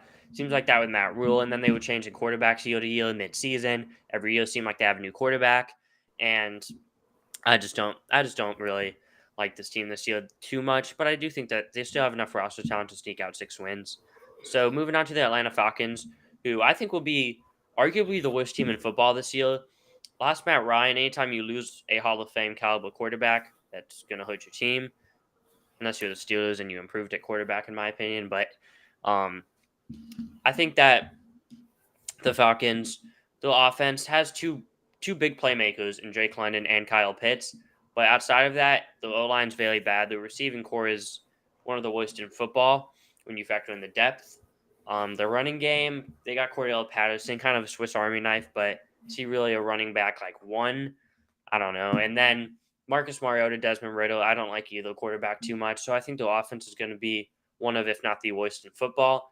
Then the defense, outside of Grady Jarrett, the rest of the D-line isn't very good at all. And then looking at the corners, I like the corners, though, with A.J. Terrell and Casey Hayward. I just think the defense doesn't have enough good players on it to be a good unit. So I think this team is going to be a 3-win team with a not very good offense or defense at all. So I'm not high on the Falcons this year. I'm not either, but I think they'll actually be a little bit more competitive. I like their defense a little bit more. Marcus Mariota is definitely a down, and I don't like Desmond Ridder. I don't know how I feel about the Falcons. Honestly, looking back now, I would honestly switch the Panthers and Falcons. I think maybe. Change the predictions mid. Yeah. I don't know. They're a hard team to talk about. I kind of agree with you. They could be the worst team in football. They could also be pretty average. I like pieces like AJ Terrell on the defensive side.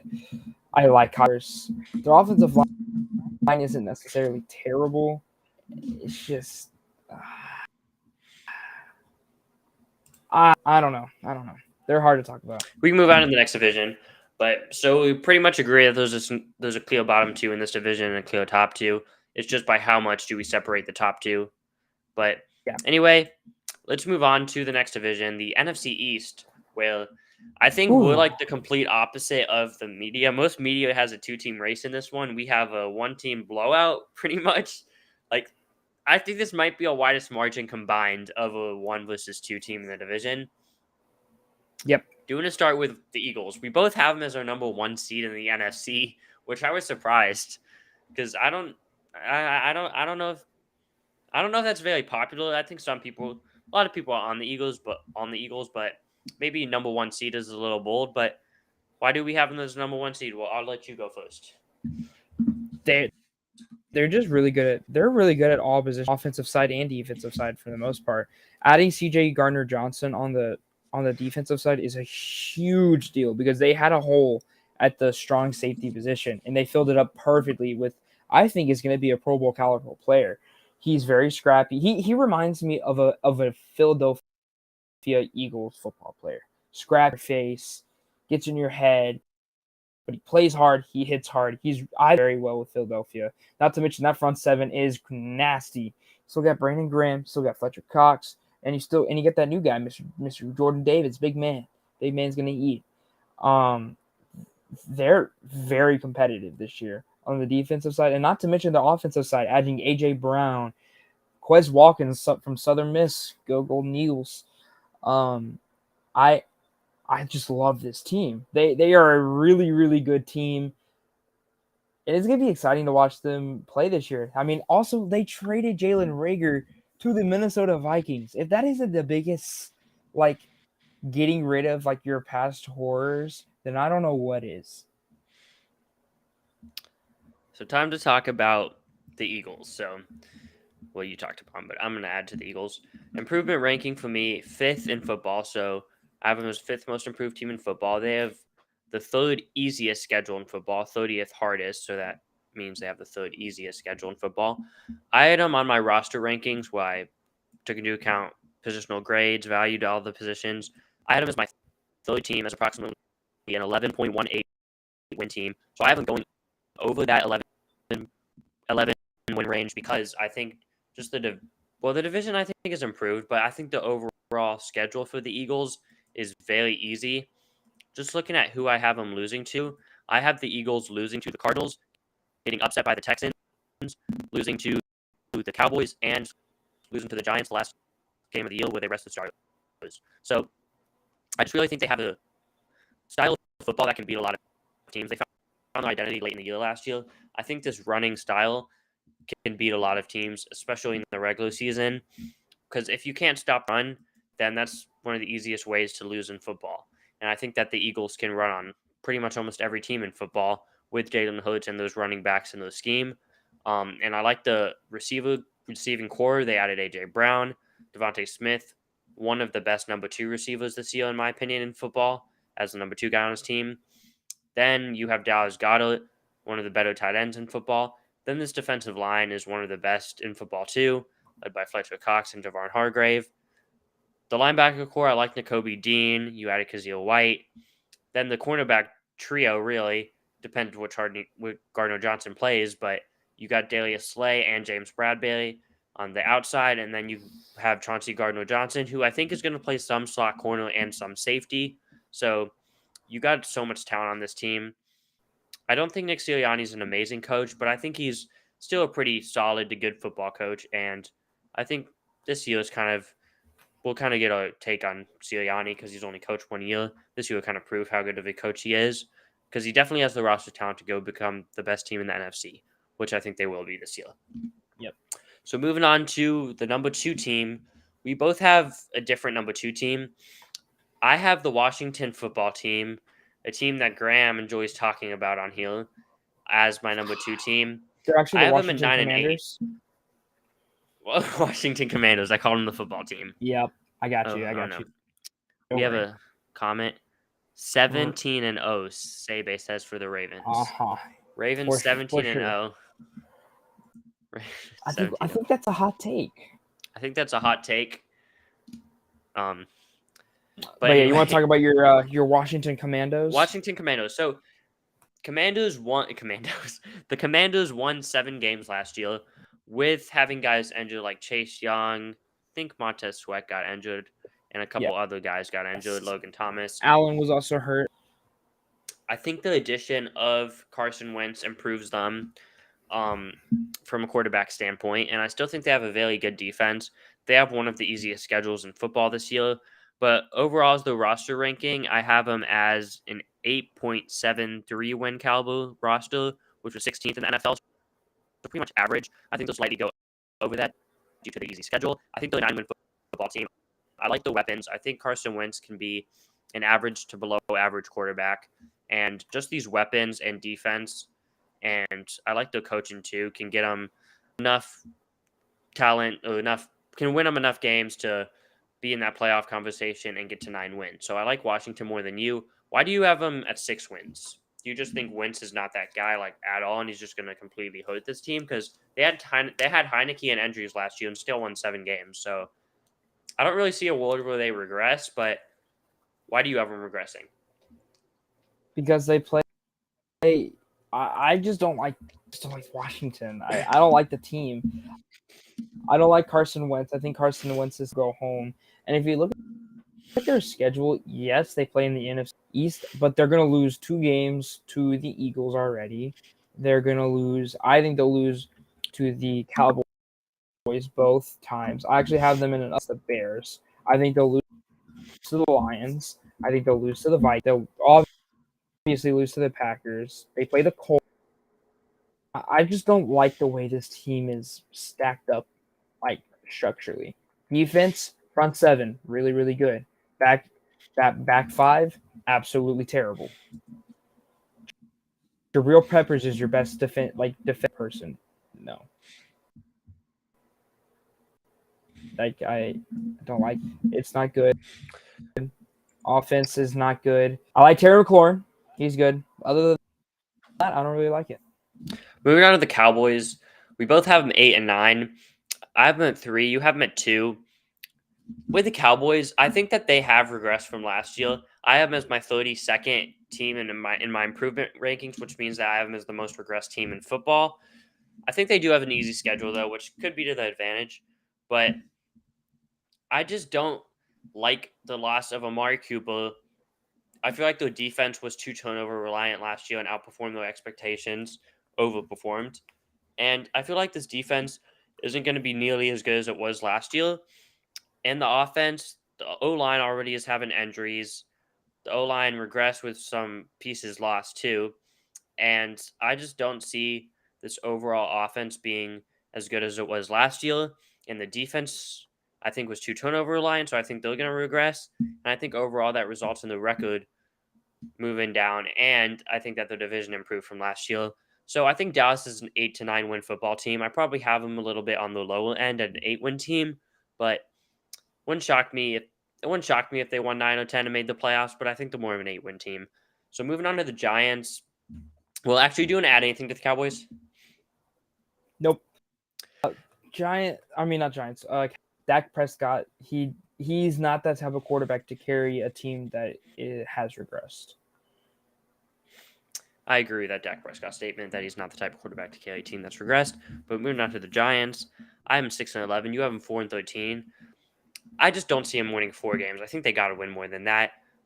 They won 4 games last year with that mess of a quarterback situation the last 8 games of the year. It was 6 or 8 games whenever they had Daniel Jones out. I think Daniel Jones back this year is going to have the best year of his career. Saquon Barkley is going to have a bounce back year. They got Brian Dable. They improved the offensive line. The receiving core can't be any worse than last year. The defense is what holds them back. As much as I like this defensive line with Kayvon Thibodeau, Azeez Ojulari, Leonard Williams, Dexter Lawrence, I just do not like anything else about this defense besides Xavier McKinney. He's good, but the cornerback situation, not good. The linebackers, they cut Blake Martinez. The best linebackers take Crowder. And I just That's embarrassing. overall think that this defense is going to be any good. And I think the defense is going to get shredded. And Daniel Jones, I do think he's underrated, but he's not going to be that quarterback to carry you when your defense sucks. So I think that the Giants are going to be a 6-win team this year, but I definitely think they'll be above a 4-win team like you have them. But so the NFC East, Eagles blowout. Rest of the teams, I think there's a clear 2 and 3 and then a 4, but wouldn't shock me if the Giants finished third, but I think that's kind of a hot take if the Giants finish anything other than fourth. But moving on to the NFC West, this division regressed a little bit from last year, where it was considered the best division in football, but I think it's kind of a two-team race now for the top team. I have the Rams win the division. I kind of do think the Niners would beat them in a playoff matchup because I think these teams are neck and neck. You have the Niners and then Rams. Both teams are definitely defensive-led, but both teams are definitely defensive-led. Niners have a new quarterback with Trey Lance. So why do you have the Niners winning the division? I mean the division because I think their defense better than the Rams defense overall.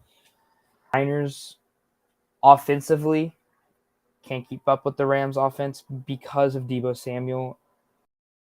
Trey Lance is the question mark. I think Trey will be successful. I think he's going to be really, really, really, really good. I'm super excited for him this year. I think he's going to be like that Patrick Mahomes type guy.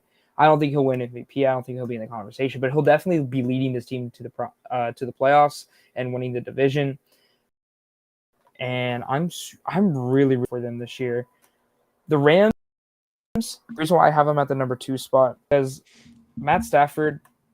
He's really, really good.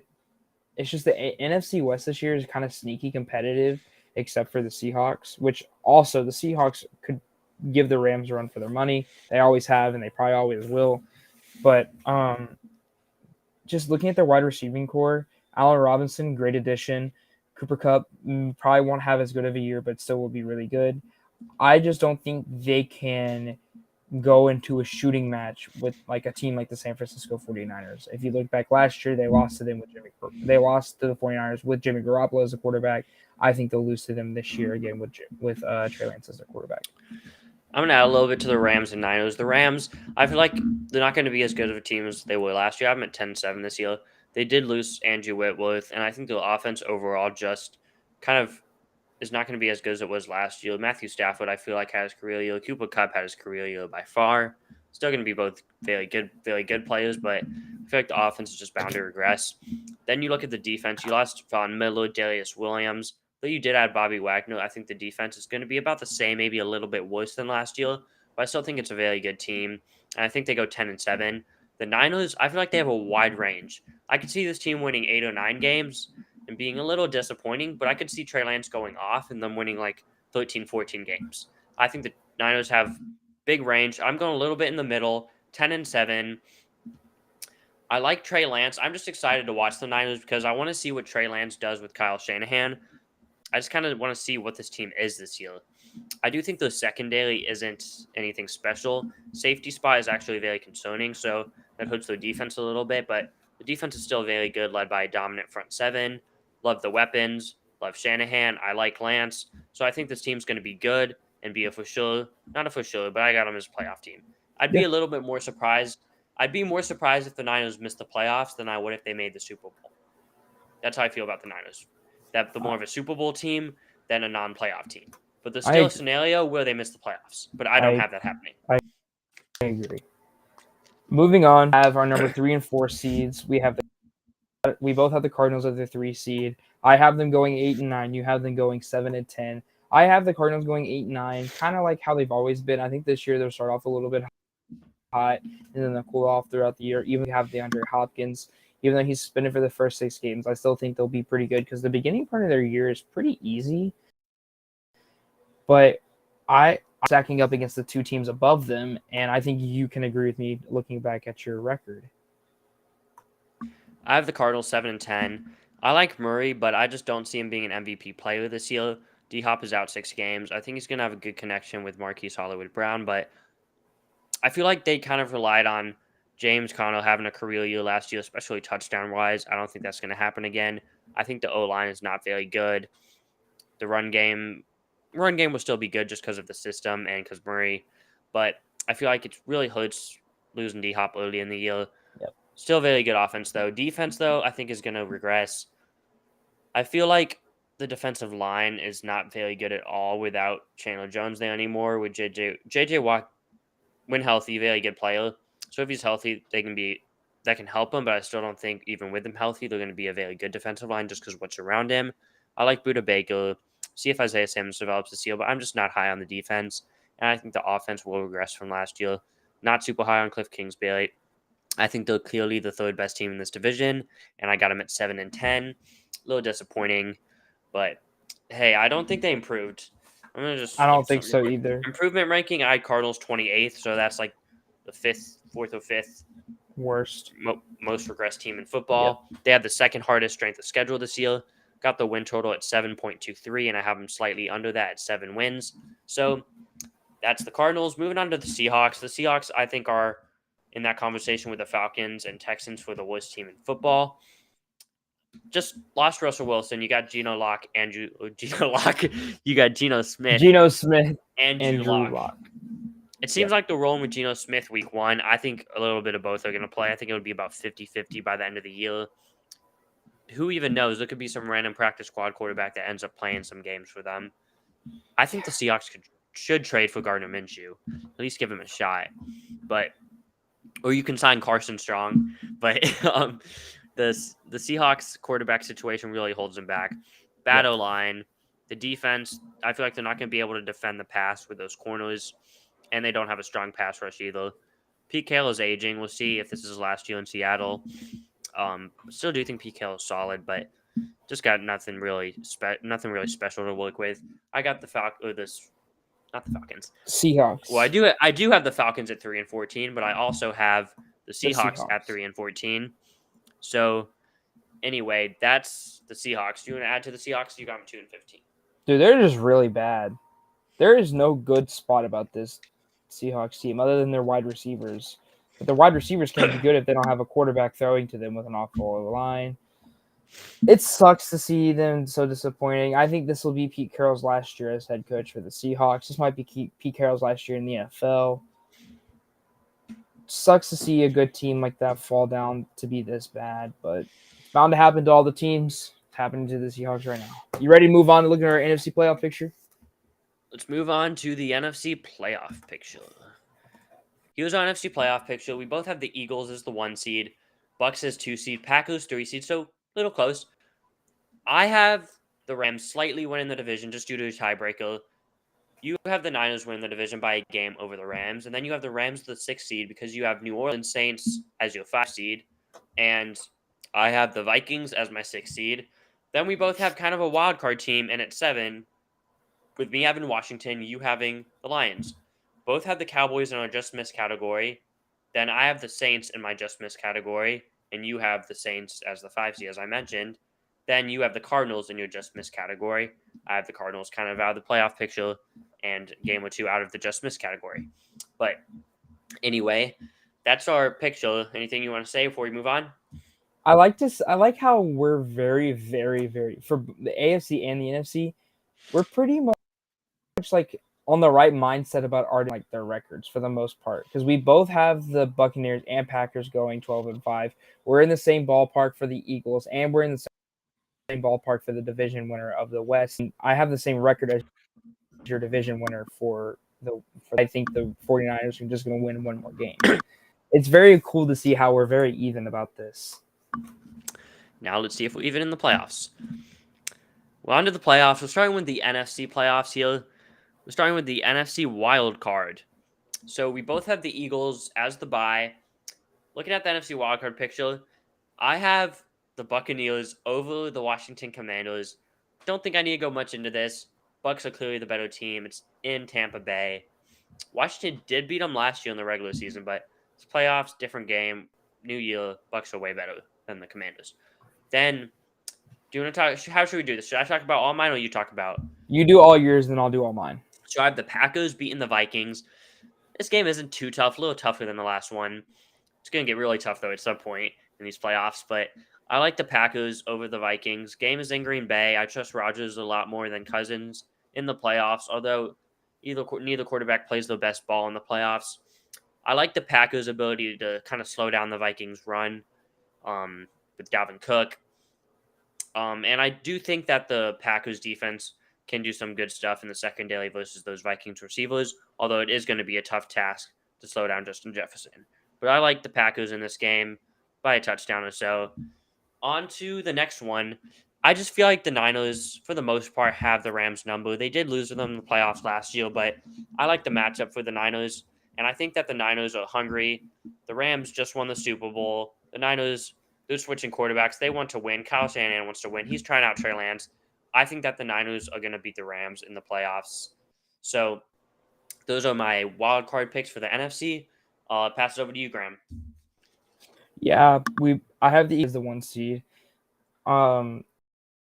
Going into the number 2 versus 7, I have the Buccaneers beating the Lions. Kind of like how you said about the Washington football team. I mean, they're Washington Commandos.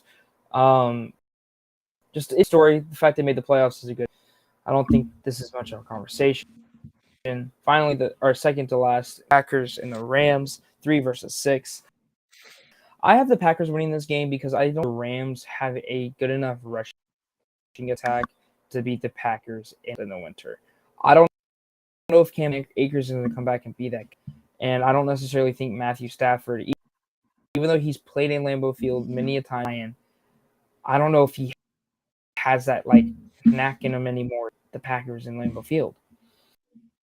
Finally, I have the Saints beating the 49ers. Trey Lance, I think he's just the lights might be a little too bright for him, and I don't know if he'll make it outside of the wild card. They had a good year. Why won't the lights be too bright for? Why won't the lights be too bright for Winston though? I think Trey Lance is going to be a better quarterback than Winston this year, and I think Kyle Shanahan is a much better, more experienced playoff coach than Dennis Allen. So why can't the Niners? Well, why won't the Niners win this game? And it's in San Francisco. Because the 49ers have never played a defense that is like the Saints' defense this year. That Saints defense, if they stay healthy, might historically be one of the best defenses in football because they're not bad at one thing. They're great at pass coverage, they're great in run stopping, and they're great at pass rushing. And I don't know if a rookie quarterback, even though it is at home, even though they had a better, I don't know if they can withstand that defense. Plus, I'm a Saints homer, so who dat baby, who dat nation, gotta stay strong. Let's talk about our AFC Wildcard games. I'm just gonna say the AFC is so hard to predict. Yes, especially this early on. I'll start with the Bills. Both have the Bills as the bye. Indianapolis, I think, is going to beat Denver. I think Indianapolis is a better team than Denver. This game is in Indy.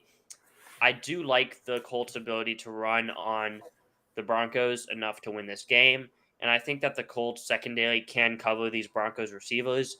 And I just like the Colts in this game. So I got the Colts beating the Broncos. Chargers-Chiefs, this is a back-and-forth matchup. A game I could see going either way. Both high-explosive passing offenses. I think the Chargers' run game is a little bit better than the Chiefs' is. And I think that the Chargers' secondary is significantly better than the Chiefs' secondary. So I think that the Chargers have the advantage versus the Chiefs in this game. On to the Bengals Ravens. I literally have no clue who to pick, but I'm going with the Bengals. This game is so 50-50. Both teams, I think, are the top teams in the division, clearly. I have the Ravens winning the division over the Bengals. I just trust the Bengals' style of playoff football more than the Ravens at this point. I trust their passing attack. Even though they are going against a very good secondary in the Baltimore Ravens, I trust the Bengals' passing attack enough to win this game versus Lamar Jackson and the Ravens. But I'll pass it over to you now for your AFC wildcard picks. Yeah, I've got the Buffalo Bills as the bye seed, as the number 1 seed, of course. I've got the Cincinnati Bengals beating the Las Vegas Raiders. Kind of similar as last year. I think it'll be a good game, but I just think the Bengals just a little bit better. But Colts beating the Ravens. I think the Colts defense stacks up very well against the Ravens' offensive rushing. And I think that their cornerbacks will be able to hold down their weak wide receiving. And finally, the game that it was really, really hard for me to predict. This game could go either way, But I have the Kansas City Chiefs beating the Chargers. And I honestly just think it's Patrick Mahomes is Patrick Mahomes. We love Justin Herbert. He's very, very good. But Patrick Mahomes he's just that guy. And I think they'll get it done. These are going to be exciting games if they happen. Any games should be exciting with this stacked AFC conference in the wildcard round. On to the divisional round. We got the NFC first. The NFC divisional round, we have similar games. I have the Eagles playing the Niners. I think the Eagles slightly beat the Niners. These are similar teams to me. This is a very tough game, really. This is another one that I'm just so back and forth on.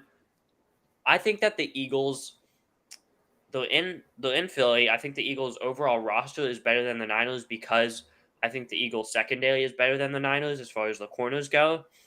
And I think that the Eagles have a better offensive line than the Niners offensive line at this point.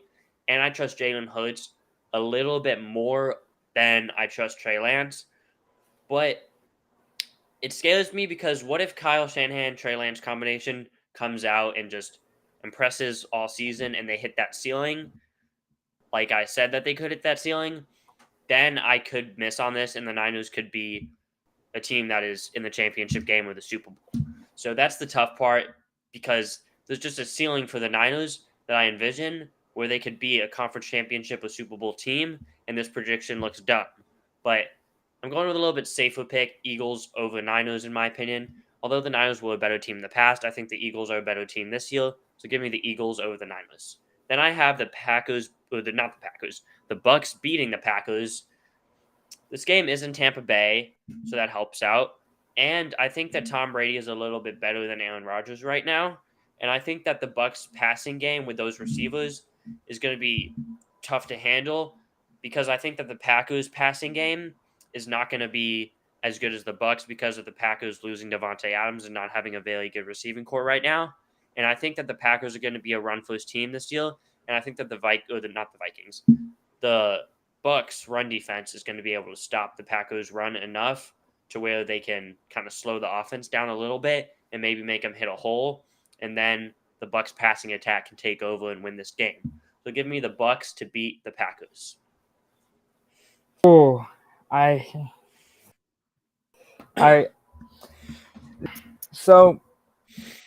I'm going to talk about what I actually think was really easy for me to predict. The Bucks, Packers, Buccaneers, they just stack up really good. Plus, we've seen it before. Aaron Rodgers, for some reason, does not play good in Florida. It is, but he plays terrible in Florida.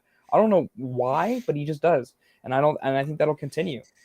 But this game for me, this 1 versus 5 seed, the Saints against the Eagles, and you might be saying, great, the Eagles, every time they play the Saints at home, always beat the Saints. You're right. And I agree with you. I just think the Saints defense will just put up a fight against Jalen Hurts. The reason why I don't think they'll beat the Eagles is because I don't think Jameis Winston is ready. I think we're too early. I think next year, Jameis Winston, he's finally to become that guy that we all thought he would be from the draft. Like that all-pro, crazy arm talent, Florida State gunslinging, crab leg stealing quarterback. And I think we're finally going to get that, but not this year, next year. And I think the lights will be a little too bright for him. Eagles will make it to the NFC Championship game. On to the championship game, the AFC divisional round. Bills, Bengals. This is another tough one. I feel like just looking at it, the Bengals a little bit more complete because of the run game. They have the run game advantage over the Bills, but the Bills do have Josh Allen, who is a little bit better of a running quarterback than Joe Burrow. And you never know if James Cook and Devin Singletary can get going late in the year. But this game is in Buffalo, so that gives the Bills an advantage, in my opinion. And I really like Von Miller in the playoffs and in this game versus a guy like Jonah Williams. I feel like this is a moment where Von Miller can kind of, not to the extent of how Aaron Donald took over to the Super Bowl last year, but I think in this moment, Von Miller, big player in big games. I just realized we spelled divisional wrong in the AFC graphic, but I think Von Miller is going to have a takeover moment, and I like the Bills to beat the defending AFC champion Bengals in the divisional round this year. Yeah. But moving on to my next one, the Colts versus Chargers. I'm just going to say I have literally zero idea who would win this game. I'm going with the Colts. I have them as the higher seed, and my somewhat large logic says the Colts can maybe get the run game going on the Chargers, and that could be why they win this game. But I could also see a scenario where Justin Herbert is just on fire, and a guy like Khalil Mack or Joey Bosa takes over and gets to Matt Ryan, knowing he can't really escape pressure too well at this point, and just gets the defense going, and then Justin Herbert and company throws the ball well. But I like the Colts' attack of running the ball, trying to control the clock, as well as having a quarterback in Matt Ryan who can make plays with his arm to maybe get them this win. And I think they have a defense with guys like Gilmore, Kenny Moore, Isaiah Rodgers in the secondary who can match up with the Chargers receivers. And I like the front seven to stop any time the Chargers try to run, as well as get pressure on Herbert. I like the completeness of the Colts and the philosophy of running the ball to win this game on the Chargers, whose run defense I don't think is going to be like elite, but I think it's going to definitely be improved from last year. Okay. I like that prediction. So for me, I have the Buffalo Bills beating the Kansas City Chiefs. Finally, it will happen. I think this game, it was hard for me to predict. I honestly, at first, thought the Chiefs would win, and I just think Patrick Mahomes is Patrick Mahomes. Then I thought about it, and I was like, third time's the charm, right? The Buffalo Bills will finally get it done. This bottom game, though, hard for me. I think the Colts are really good, but the Bengals' offensive firepower is easy. So I just think that one was really easy. You ready to move off to the NFC Championship game?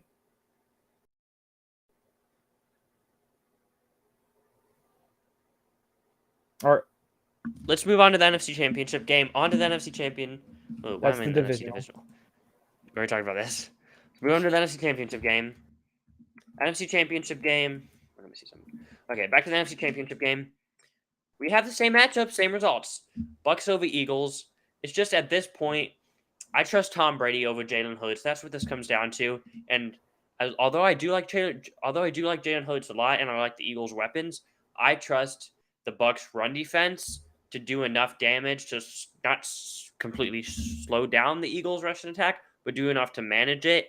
And I trust Tom Brady and those weapons to throw more than I trust Jalen Hurts and his weapons. So it just comes down to the trust factor with Tom Brady and company beating the Eagles. So what do you have to say So I have about the Bucks beating the Eagles? I have the Bucks beating the Eagles. But Tom Brady is Tom Brady, and I think Tom Brady will be able to go to the Super Bowl this year. And yeah, I don't really have much to say because you kind of said it for me. I just think the Bucks is just a little bit more complete of a team. I just had a better record in the regular season and a higher seed because they didn't use your schedule. I agree that the Bucks are the better team. I have Bucks at 2 on my power rankings, Eagles at 3. Moving on to why are we at the AFC divisional again? Moving on to the AFC Championship game. I have the Colts beating the Bills, going to the Super Bowl. Am I confident in the Colts beating the Bills? No way. I'm confident in this pick, but I'm riding with it because here's my logic. The Bills, they're good, but they're becoming too Josh Allen dependent with the loss of Dable, a average at best offensive line, and a lack of run game. Is that a recipe to win? Last year, Josh Allen had two of the best games of his career, probably the two best games of his career back-to-back in the playoffs, and they still lost. I just don't see that. And then they put more on Josh Allen's shoulders this year than they ever have, and I don't think that's a recipe to win your conference. And as much as I like the defense, I'm a little concerned about the corner depth outside of Tre'Davious White, and he still is injured, missing the first 4 games, so we'll see if he's back healthy by this point. But I like the Colts matchup versus the Bills. They almost beat them in the playoffs 2 years ago with Phillip Rivers, and they destroyed them last year, like 41-15 or something crazy like that. And I think that the Colts just have the philosophy to beat the Bills. And I'm just going to take the Colts. Matt Ryan and company. They can run the ball, they can throw it when they need to, and they can play defense, and they're well coached and disciplined. And I think that philosophy is going to be what gets you out of the AFC this year. So I have the Colts winning the AFC. So I have the Bills losing to the Cincinnati Bengals because I usually do this weird thing where I would predict someone in the regular season to beat them, and then I will have them lose to them like once the playoff gets around. I actually don't see that happening. I have the Bengals beating them both times this year. Cincinnati, just their offensive firepower, I just don't know if the Bills can, like, if their defense can keep up. The offensive line's improved a little. That'll be an issue. I think Joe Burrow is just going to sling it throughout Buffalo. On to Super Bowl 55. So ready, Graham? Here's the Super Bowl matchups and winner. Well, not Super Bowl 55. What am I saying? It's Super Bowl 57. 57. On to Super Bowl 57. Here's our matchups and winners. Bucks over Colts for me. Bucks over Bengals for you. At this point, I feel bad for Matt Ryan if he loses to Tom Brady and Julio Jones in the Super Bowl. That would just feel so bad for Matt Ryan, but I have the Bucks winning. It's Tom Brady's probably last game of his career if he gets to this point. I think the Bucks are a little bit more complete team than the Colts, as much as I like the Colts. I think the Bucks passing attack is what separates them here. Although I do like the Colts rushing attack significantly more than the Bucks. I just think the Bucks have the defense, a little bit better defense than some of the other teams the Colts have faced. And I think the Bucks have a little bit better run defense specifically than teams like the Bills and Chargers, who the Colts beat. That's what I think kind of slows up and doesn't make the Bills or the Colts rushing attack just ultimately win them the game. But this is a game I wouldn't be shocked if the Colts won the Super Bowl, but I think that the Bucks definitely have a better chance than win the Super Bowl than the Colts. And I think matchup wise, I'm going Bucks all day over Colts. But this would definitely be an interesting Super Bowl in my opinion. Definitely with the Tom Brady now with Julio Jones versus Matt Ryan storyline. But talk about your Super Bowl, Bucks over Bengals. So I have come to a dilemma because I don't think the Super Bowl. I think I predicted this, and now I'm going to change my mind. I think the Cincinnati Bengals are going to win the Super Bowl. Oh boy! I think Joe Burrow is going to get it done. Joe Burrow, father in the Super Bowl. I like, and he's finally going to take the ring. In this matchup, I kind of do like the Bengals, so kind of like that you changed that because I like the Bengals in the matchup with the Bucks if it happened, and if the Bengals get back to the Super Bowl, losing twice in a row would be rough. But if the Bengals get back to the Super Bowl and play the Bucks, I think the Bengals would beat the Bucks. But this would be an interesting matchup. Like now looking back to myself, so your matchup is wait. So you have the Bengals over Bucks now. Yes, I think they just now looking back on it, they definitely match up better. Joe Burrow's facing his Tom Brady, and I think that this will be more of like passing of the torch more than it was Patrick Mahomes and Tom Brady playing in the Super Bowl. I think this will be more of like Tom Brady saying, "Hey, this is you now. Like you have become the future baby goat." I don't think Tom Brady would happily pass over that torch to Joe Burrow. Oh, I don't think so either, but I think he's going to. But yeah, that's my Super Bowl prediction. And we have a fantasy draft in 2 minutes. We have a fantasy draft in 2 minutes. So, Graham, that was our NFL predictions. That's a Super Bowl. All the teams, Super Bowl, when neither of us I don't think are like super confident like we have been in past years with our predictions, which we've been pretty good on, I feel like. But it's definitely a hard year to predict. Definitely with all the AFC firepower and the NFC unknowns with Brady and Trey Lance. Well, with Brady's commitment to the Bucs this year and with Trey Lance's development as the Niners quarterback with how the Rams bench back after winning a Super Bowl. So that's our predictions. And anything else to add before we head out? Nope. Good luck to me in the fantasy draft tonight. Good luck to you in the fantasy draft tonight. Yep, our fantasy draft is in 1 minute. Snyder. Yep. Dan locked up in prison